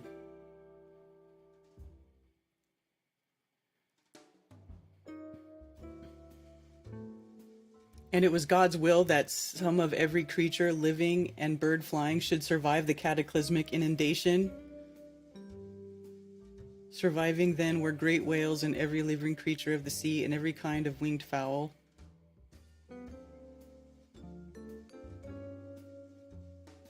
This is nonsense, man. I'm offended.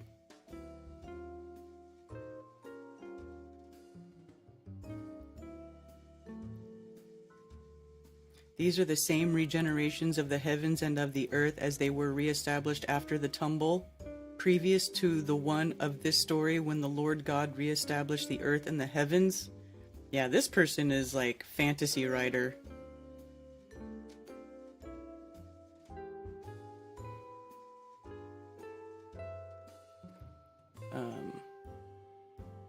Blah. I don't want to read it anymore.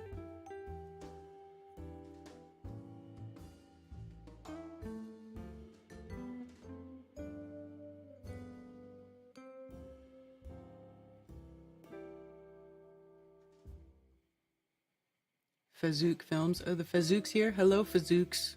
Hope you are doing well.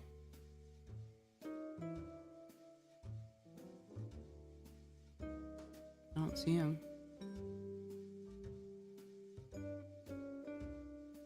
Dino bones are difficult to stay intact over the long time because of being porous. Davidson is a Jew. I mean, he might be. Although he wears shirts that say Noah was right. So I actually don't know what he is. He could be like a Zionist Christian. He could be like one of those.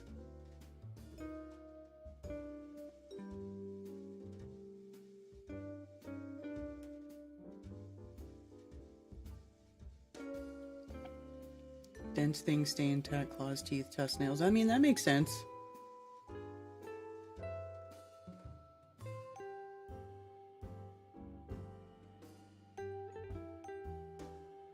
I wish I had a horse growing up. Annie D. I'll tell you what. More people should have horses growing up. It's a good life lesson for anybody. What the fuck is that? Darwin revisionist Genesis? Yeah, exactly, right? There's only one pole, though, the north, so no flipping. Actually, I think there's more than one pole. I think there's 2, possibly 3. Can't wait for Flatoberfest 2024. Oh, yes. Speaking of, thank you for bringing that up.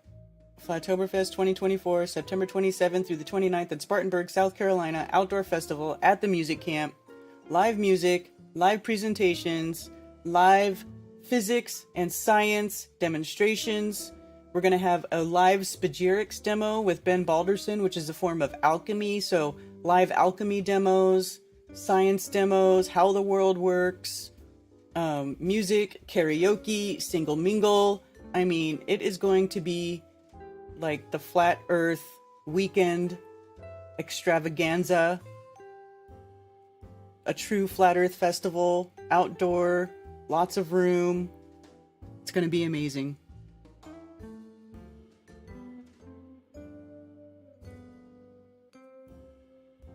Oh, thank you, Valley Parks. I don't think so, though.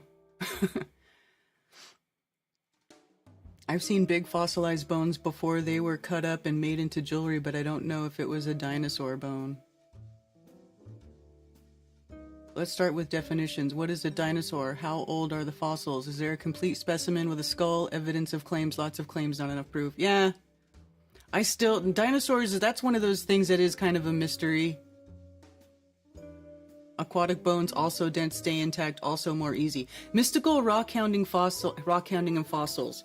That's kind of one thing that I've been contemplating, like, you know, offline, or sometimes I think about that. I wonder if there's a worldwide flood, right? And because I was reading Genesis the other day, and I was trying to figure out, like, the timeline of the flood, the waters coming in, and then how long it took the waters to go away. And if you read in scripture, it basically sounds like it took like almost 2 years for the water to recede back to normal sea level.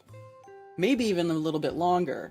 So it took a couple years, right? But during that time, you have all of these sea creatures, right? Because the oceans became the whole earth, right? So you have all these aquatic creatures, and they can go all over the place. And I think, you know, and it makes sense to me that during that time, when the waters were high, they were, you know, swimming and doing their stuff over what is now dry land. And then when the waters receded, you know, they just get left there. Things get left there, or anything that would have possibly died during that time and then sunk to the bottom. And that is like the absolute most perfect conditions for petrifaction, because for something to be petrified or to become fossilized, you know, you got to remove the oxygen. It can't be oxidated. It's got to be completely submerged in a mineral slurry. And if you have, you know, the oceans, and of course the whole earth is made of minerals, right? So the ocean is essentially a mineral slurry, you know, in a sort of way. Not exactly, but it could have been at that time, being that there was so much more water and everything's being mixed up, you know, but it just seems to me that that would have presented the ideal conditions for these massive bones to be petrified or you know, embedded into the sediment, right? And then the waters recede, and then through it being dry and pressure, over time it gets cemented and it becomes a fossil. This makes sense to me. So sometimes I wonder if what they call quote unquote dinosaur bones aren't just like the petrified bones of ancient sea creatures. Right? What if it's like something like that? I mean, I don't know.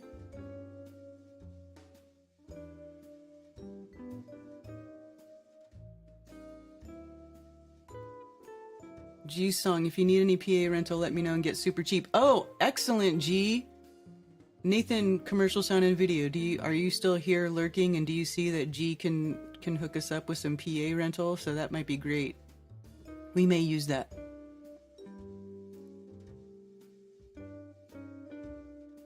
That makes so much more sense of seashells in the desert. Exactly, because during the flood, the earth was covered in water for a while. It wasn't just like 40 days and 40 nights and then they floated around for a couple months and then all the waters went away. Like the flood, the timeline of the flood, it goes over a few years, right? So it flooded really fast, and then it took forever. Not forever, but it took a couple of years for the waters to actually recede. So you got a couple of years there of life, underwater life happening, you know, and all of these things flourishing and stuff down there. And then when the waters recede, they're left there. They're left over, right? I mean, it just makes sense. Different conditions everywhere. And dragons. Yeah, it could have been dragons. I mean, yeah, the dragon thing is interesting. You know, and there's a couple of, you know, beasts and stuff described in scripture that they don't really know what they are in today's terms. I've never heard anyone saying there's 3 poles before in flat earth. Tell me more. What time is it? 11:30. Salt lakes, traded seawater, evaporation.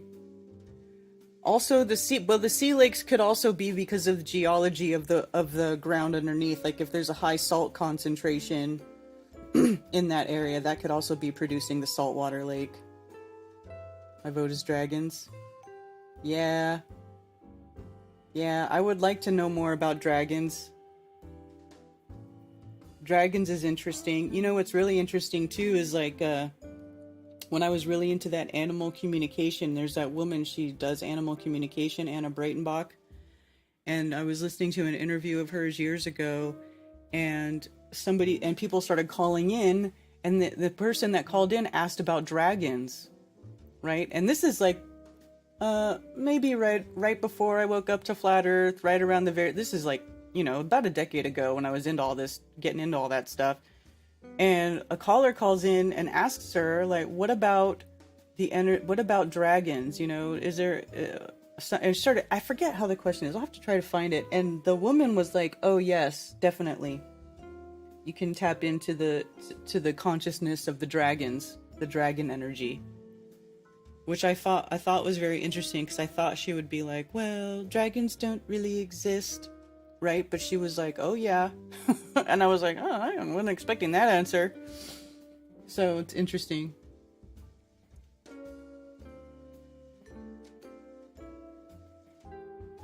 Dragons could be dinosaurs, different name. Yeah, maybe it is. Maybe they called the dinos dragons. Yeah. I mean, certainly. And then of course you have the petrified, the footprints, right? The fossilized footprints.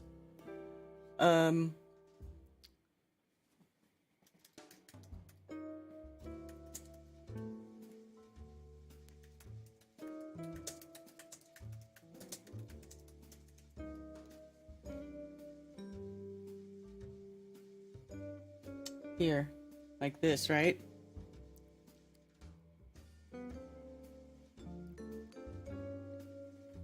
So, like right here. So here's a footprint, and then there's like this giant, whatever that is, right here next to the footprint.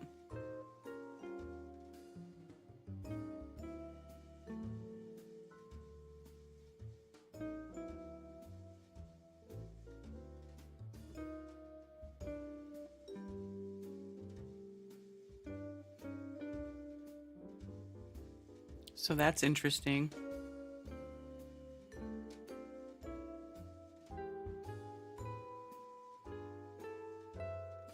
So maybe there were dragons. That's an interesting subject to go into for sure.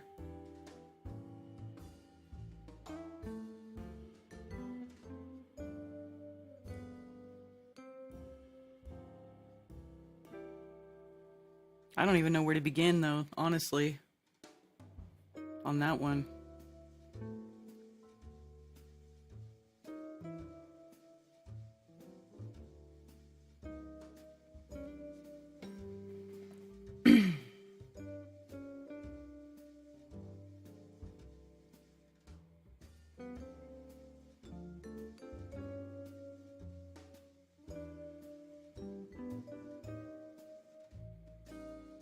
Hey NDB.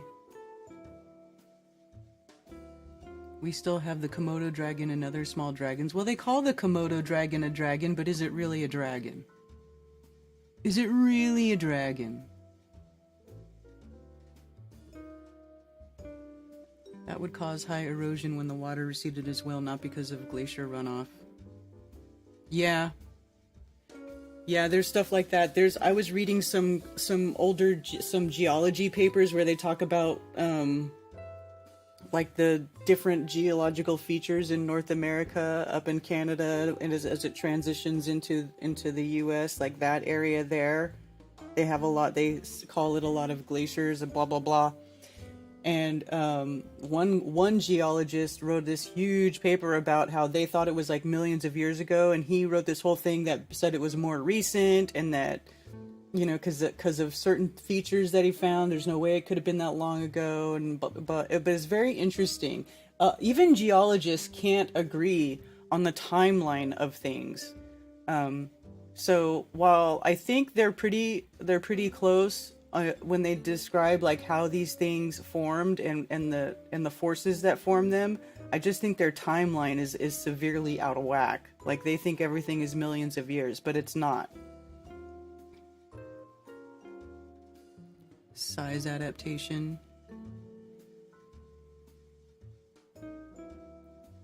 Lucifer was named as the original dragon, so maybe they were evil animals. Well, that's an interesting thought, Truman. I never thought about that.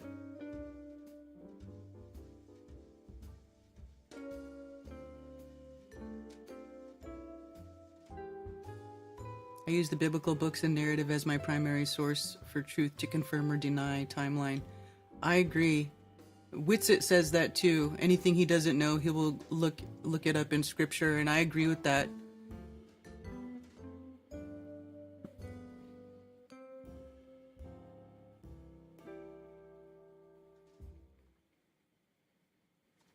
Yeah, but they give you a timeline in the Bible though. There's a timeline in the Bible. People make timelines out of it. You can, when you look up, like, watch. Let's look it up right now.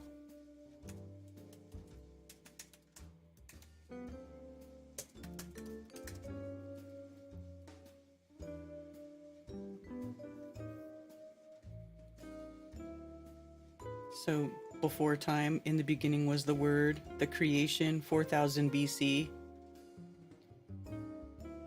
You know, so if you read through it, and you know, because it'll tell you, and his days were, you know, 600 and blah blah blah blah blah. They tell you how long people live, and so from that they extrapolate and figure out when things happened.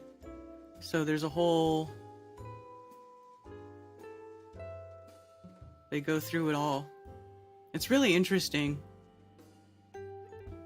It's like, it's almost like a world history book, if you believe it to be true. And of course, I don't know. You know, I would never say, oh, it's the hardcore truth. Well, I don't know that I would never say that, but right now that's not my opinion, you know, because I haven't read it all. That's why that's why I started reading the Bible, because people talk about, well, in the Bible it says this and blah, blah, blah, and then people argue. And like, I felt like I really didn't, you know, I feel kind of left out of those conversations, which are becoming more and more plentiful these days because of all the things going on, right? People talk about it more. So I wanted to not be left out of those conversations. I wanted to understand what people were talking about. So I started reading the Bible. And, you know, whether you're Christian or not, I feel like reading the Bible is a, you know, not ever going to be a waste of time for anybody, because it's really fascinating once you get into it. Like some of the like laws, how things are done today, you know, a lot of the stuff is from the Bible. It's really fascinating, to be honest. The first recorded reference to dragons was in the codicil to Hammurabi's third law, written over 4,000 years ago. Really? Wow. How long ago was 707 BC? Well, that would be... Well, right now our timeline is based off of allegedly the birth of Christ, right? So it would be 2000 plus 707, so 2,700 something years ago.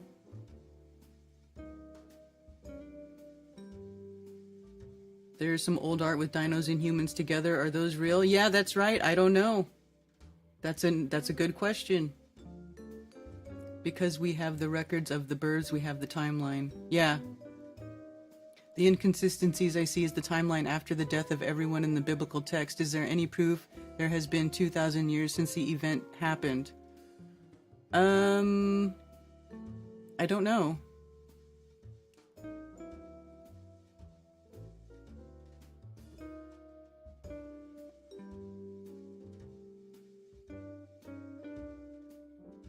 Yeah, after reading concordance style, I learned it didn't say at all what I thought. Yeah.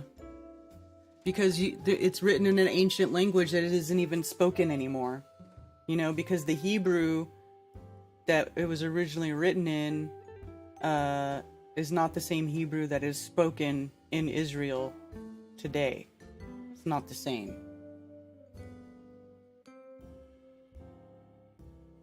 Dino DNA.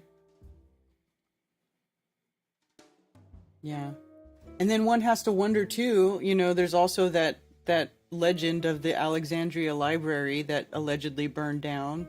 So what was in the Alexandria Library that we don't have, you know? Maybe the Alexandria Library has those documents that you ask about, the proof that there's been 2,000 years since all that stuff happened. Maybe there were things in there that would have shown us that, but they're gone. You know, or who knows what? Maybe there's stuff in the Vatican. You know, I don't know. I know that there's theories going on that they added 1,000 years. Maybe they did. I don't know.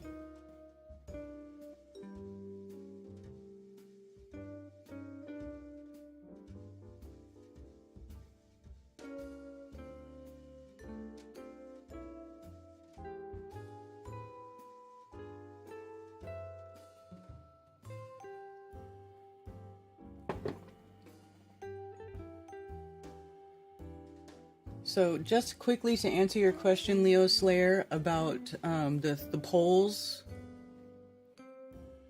This is something that Cammie and I talk about quite a bit.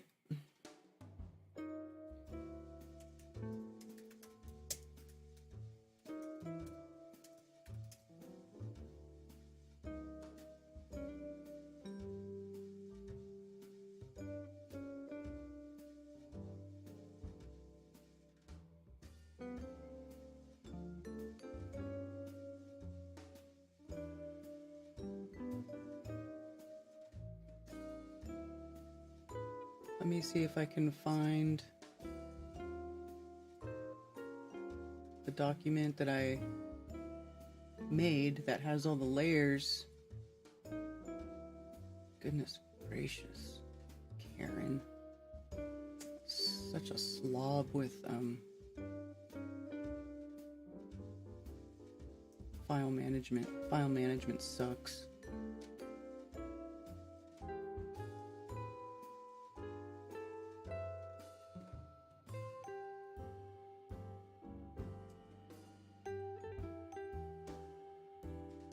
Here, I'll use this one. I can use this one to show.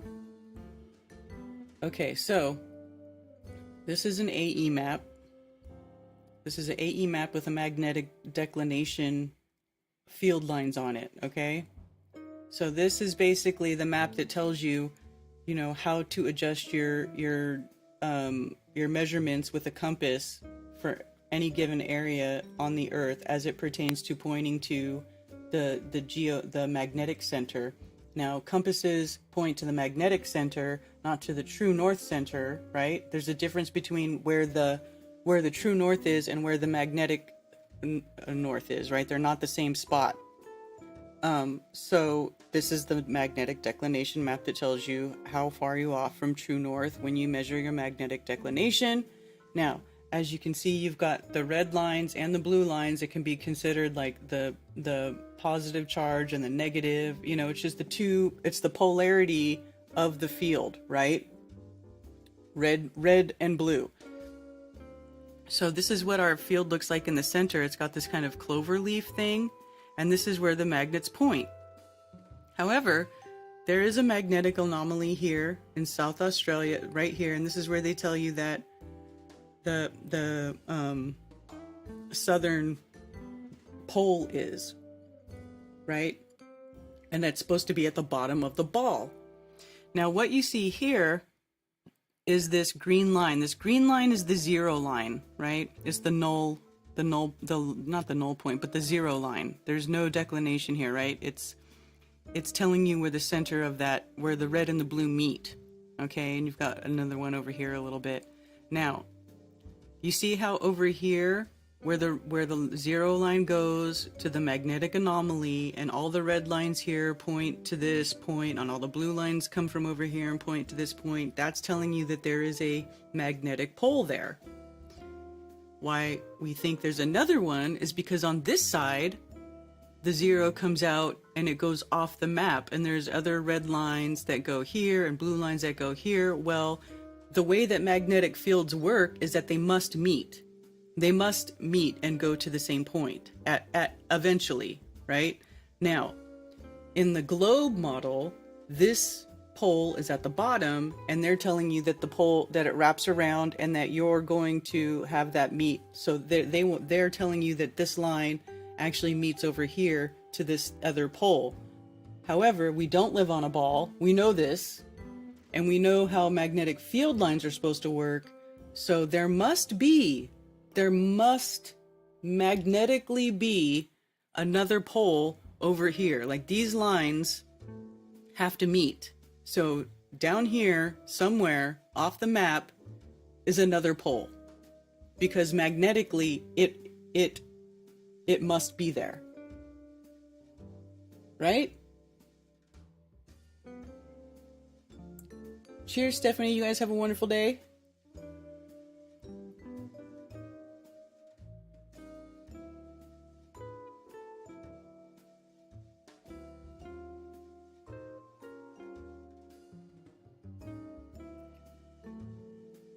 Yeah.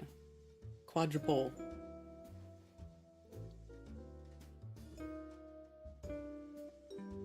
Also, confirmation that 1,000 years hasn't passed yet would be the prophecy about the devil being released for a little while and then the end would come. I guess we missed it.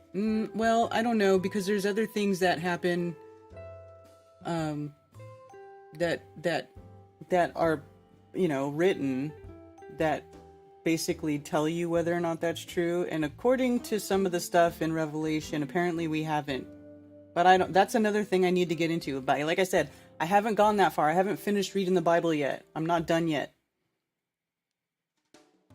Quadrupole in center, dipole under Australia, missing dipole between America and Africa. Yes, exactly. Cami, thank you. Flower shape, 4 petals and a smaller center.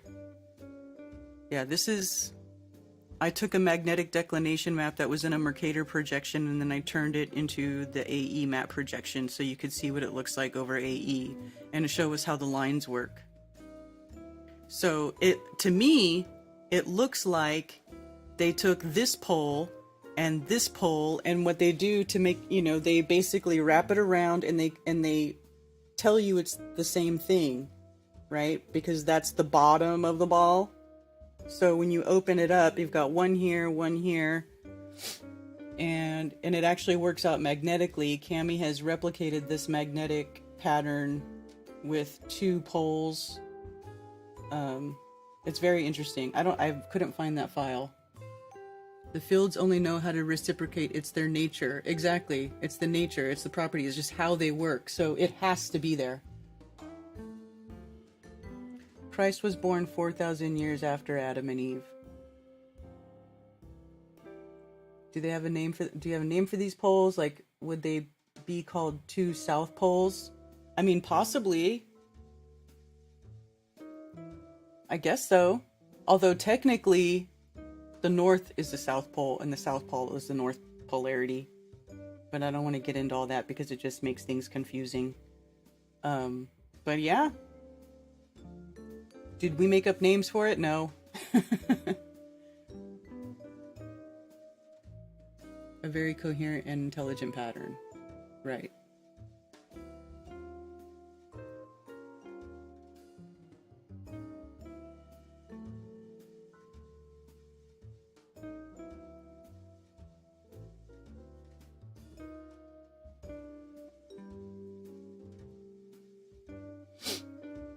So that's that. That's why we think that. So, if you really think about it, then you would have, positive, negative, positive, negative, positive, negative, positive. So it's like 6.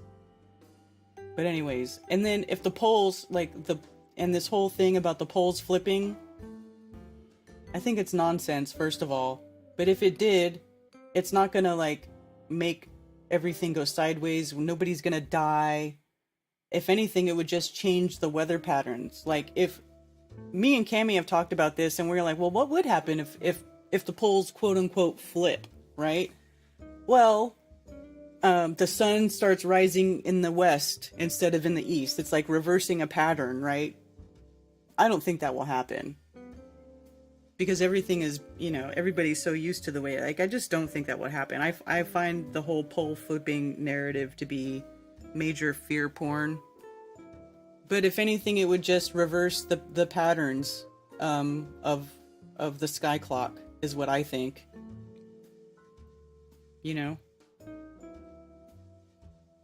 I don't think anything bad would happen, though.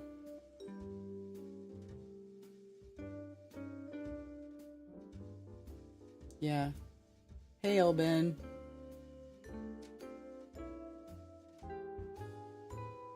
No, listen to the better that they're fear-mongering. Exactly. It's a bunch of fear-mongering. Like, this place was created for us, People just have to learn to appreciate it. They need to learn to appreciate the creation. Not worship it, but appreciate it, And do their best to understand it instead of manipulating it, destroying it, shitting on it. Maybe when Jerem proves the Earth is flat, we cause a pole shift. Didn't we already prove the Earth is flat? That's funny. See, everybody says that, oh, what are you going to do when they prove Earth is... I'm like, dude, Earth was already proven to be flat. We already proved Earth was flat, multiple times. Numerous times. Repeatedly. Over and over and over again. Yeah, changes in weather patterns, things to adjust to, but nobody's... the Earth isn't gonna explode, the sun isn't gonna kill us. It's so ridiculous to even worry about that stuff.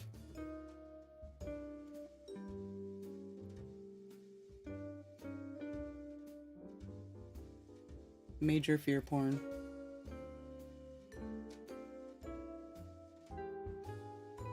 NDB, put fire snake in your is that your Chinese zodiac, fire snake, in your name? Hilarious. I'm a fire snake too. Fire snake unite.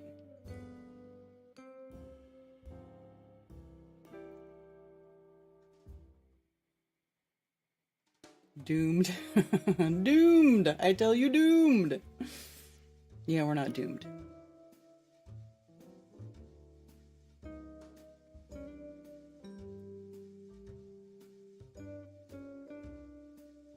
Flatness is indisputable, exactly. 4000 BC, before Christ, AD, after death. Well, it means Anno Domini, which is like, AD doesn't mean after death, it means Anno Domini.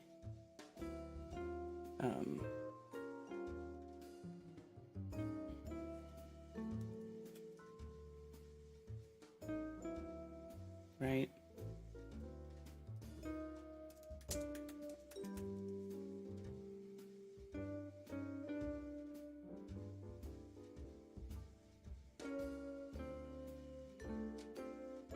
The terms Anno Domini and before Christ are used when designating years in the Julian and Gregorian calendars. What is the meaning of AD? Anno Domini. Which is like year of our Lord or something like that. Which means in the year of our Lord. So it's like saying in the year, yeah, that,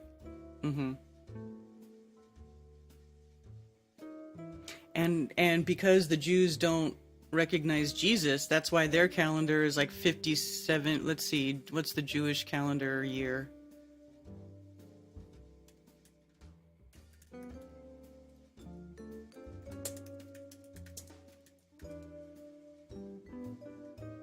Yeah, 5785.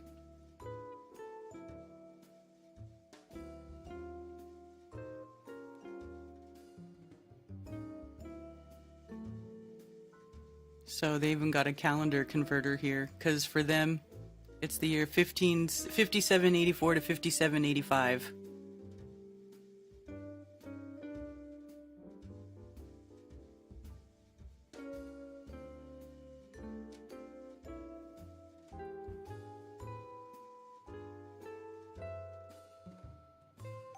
I know I was saying that to myself. Oh, okay. I've come to the conclusion that it hasn't been 1,000 years since he ascended. I want to see proof that I'm wrong, or proof that there has been more than 1,000.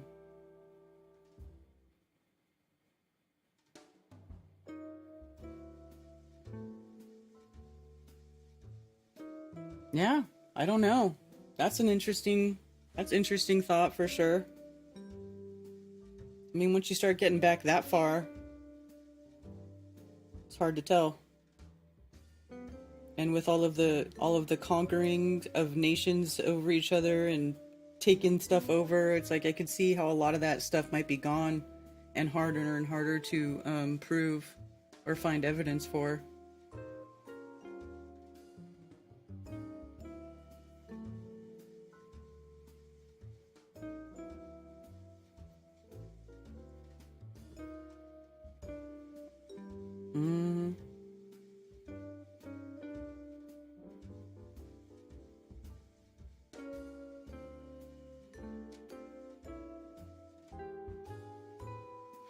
Anyway,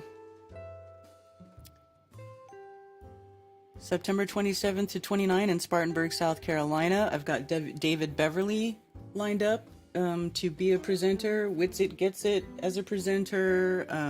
Rick Hummer, myself, and more to be announced. There's some people who are waiting to see if they can actually participate. So I'm waiting to get the okay from some other people that I've asked. And if you want to be a vendor or exhibitor, especially, I would love to see some exhibitors. Like if you have some sort of like flat earth related exhibit or information or something you want to share with people, I would love to see you come to the event and be an exhibitor. So you just click on that and then you just type in your name, your email, and what you want to do, and I will get back to you as soon as possible. Yeah.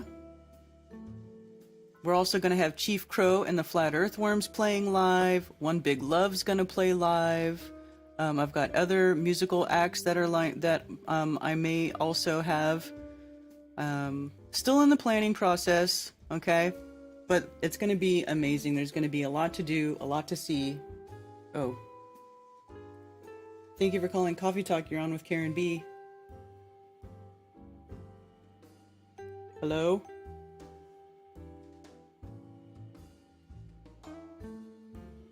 Can you hear me? Yep. Sorry. My sound was messed up. Yeah, sorry. I just had two little questions about Flatoberfest. Mm-hmm. So, someone wanted to know if they get a just general admission ticket, not a camping ticket, is there a time where they have to get out, like, so they can't, like, sneak camp, you know?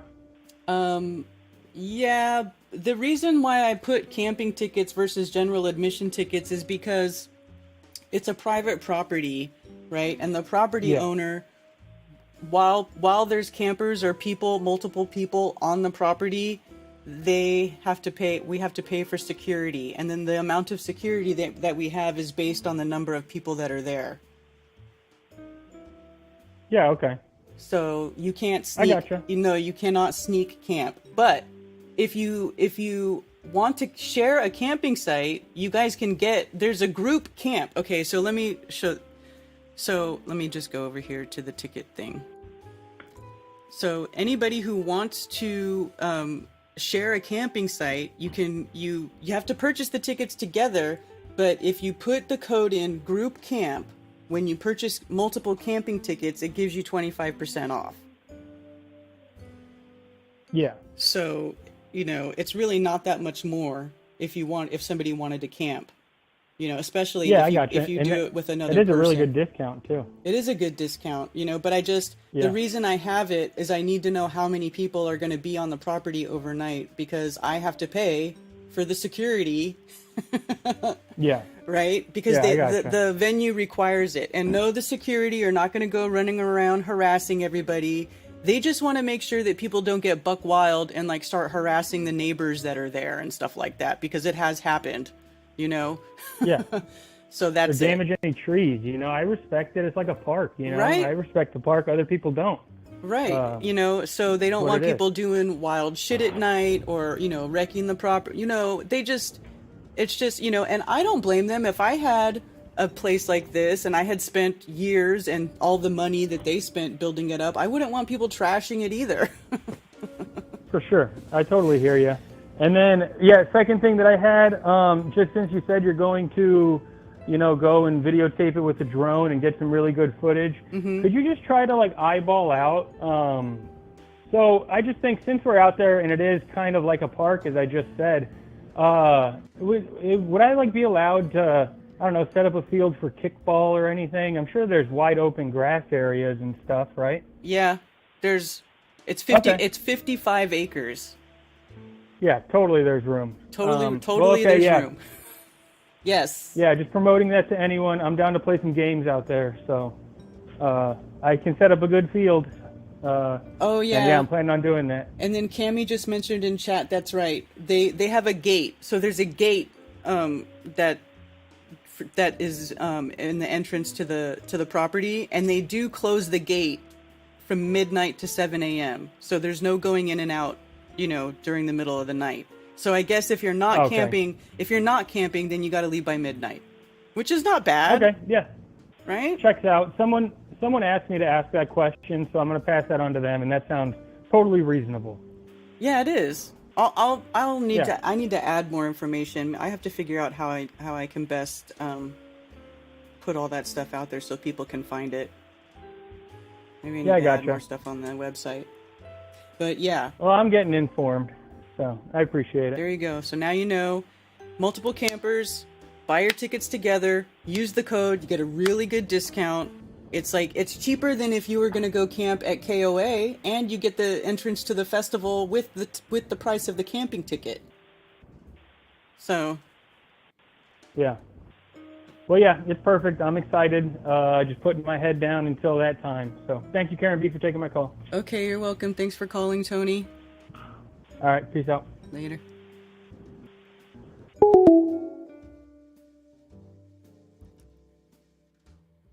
We will take over the whole country as we cross.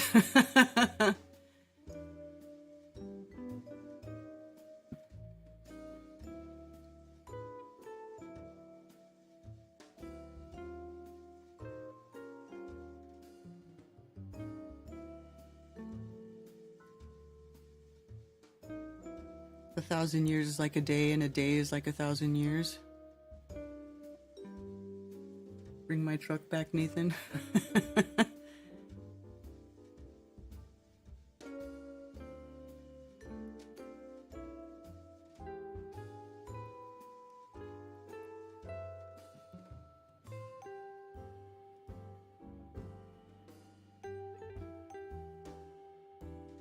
Yeah, so I'll take lots of footage. I'm gonna bring my drone, and you guys will get a really good idea of this property where we're having the festival at. I mean, it's super cool, super cool.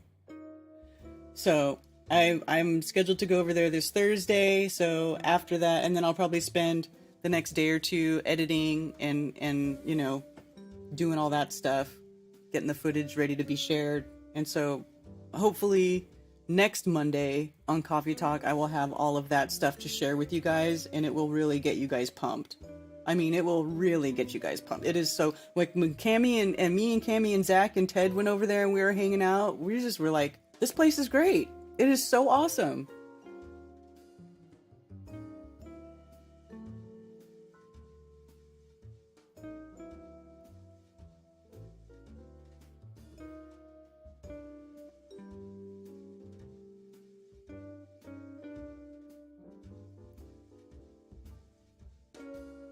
Even in Yeshua's time, they were just a racist bunch that he came to show them they were of the Father, the devil, because of their actions.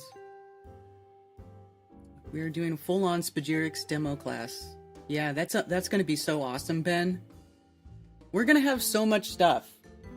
It really, that's the benefit of doing the events here close to where, like, me and Cammie and everybody lives, is because we can spend all this time preparing all of these cool things for the festival, and then we can bring them to the festival really easily because it's so close to where we are. Like when, like in Vegas, we couldn't bring any of that cool stuff. We had no how the world works. It was much more it was much more a presenter driven, you know, sit down and listen. And of course there was socializing, but this is going to be a much different feel. And, I really can't wait. Yeah, we didn't take... The pictures I had were not good. They were not good. That's why I emailed the venue and I was like, can I come take my own pictures? Because they themselves were like, yeah, we need to get new pictures. And I was like, well, why don't you let me do it? And then I'll share with you my footage. So that way, you know, and they were like down. They were like, cool, yeah. So...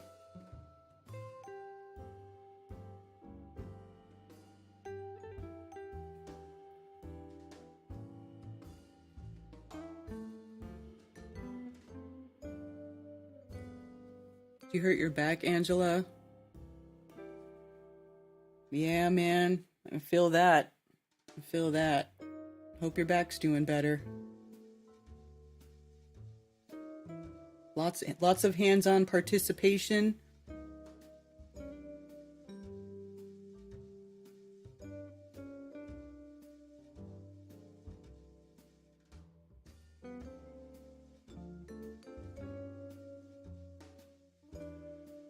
Yeah. It's really going to be fantastic.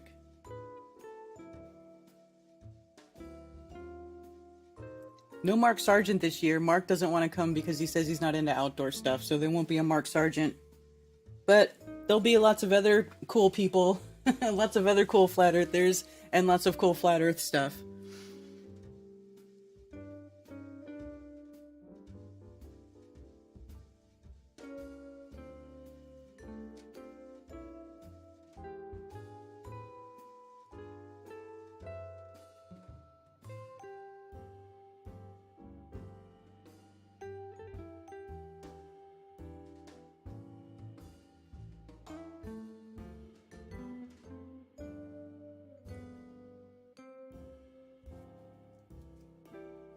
We're also going to have Dr. Law there cooking food all weekend.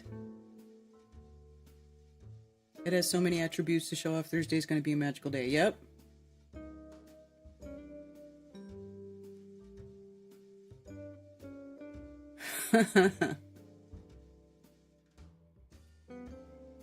Yeah.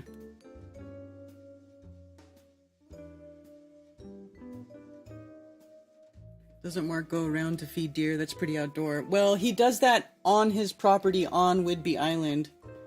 He like doesn't leave the he's not going into the woods. He's feeding like basically half domesticated deer from his yard.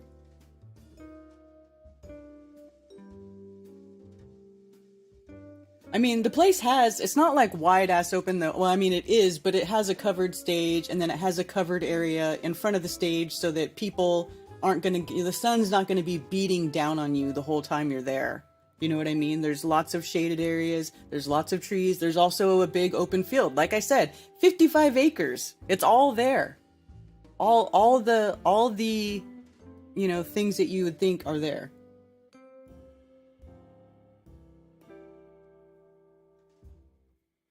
He's on his doorstep. Yeah. They're like, seriously, they're like half domesticated deer. It's not like my deer here that will like snort at you and take off.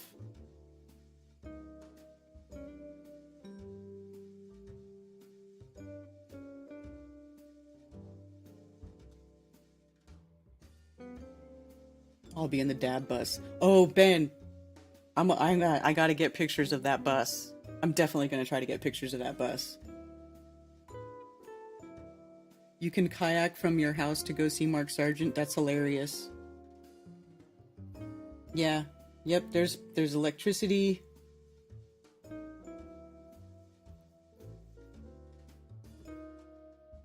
There'll be lots of people laying on the ground around the dab bus. That's funny.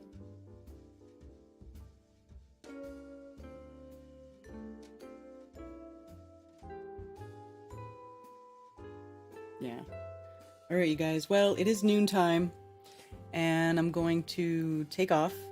I'm going to end the show, and I'm going to continue to edit my video project that I've been working on all weekend, and I can't wait to share it with you guys. I really can't wait. You're going to love it. You're gonna love it.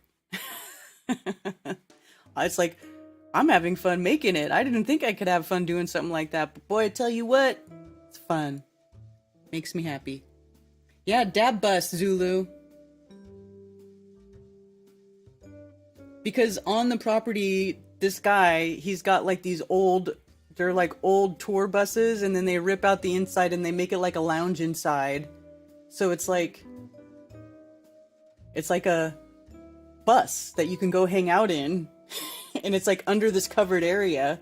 They've got these big, there's roofs over it, so it's not like just wide out open in the sun. So they're covered, and then the buses are parked under this covered area, and then you can go in and hang out in there, and like nobody even knows you're there. It's kind of cool.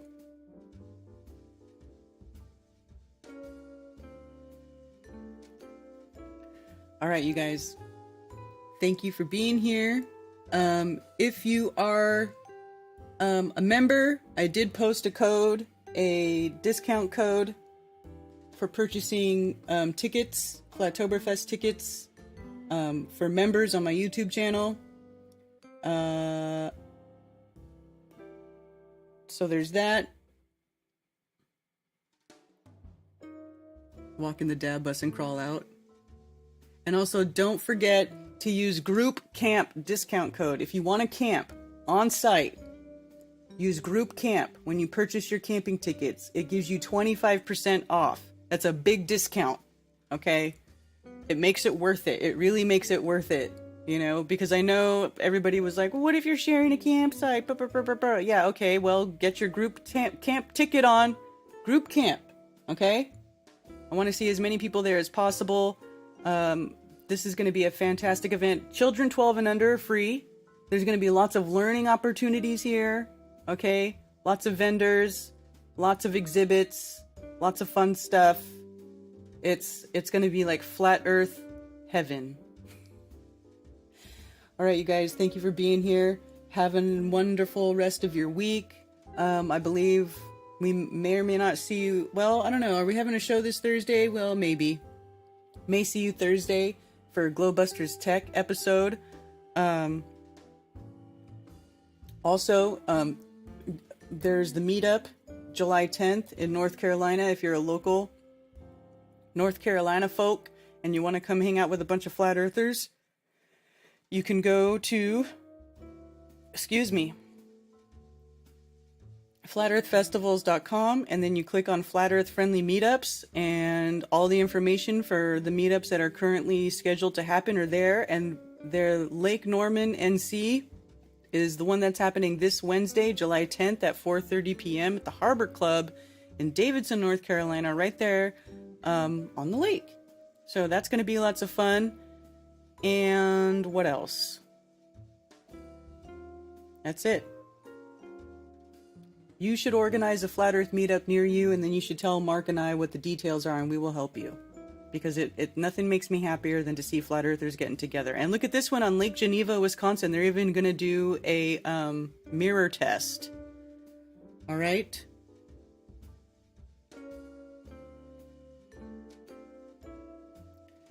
All right, you guys. Have a wonderful day. And I'll see you soon. And for those who wish to send me stuff through snail mail, you can send it to P.O. Box 10, Earl, North Carolina, 28038. There are also links below for Flat Earth merch, and you can send me donations. And I do appreciate all the support. Sincerely, thank you very much. Also, please go to flatearthfestivals.com for all information about upcoming Flatoberfest and Flat Earth friendly local meetups. If you are organizing a local Flat Earth meetup, email me at flatearthfestivals@protonmail.com with your meetup information to have it listed on the website for free. For everything else, you can email me at karenbfe@protonmail.com. Thank you for being here.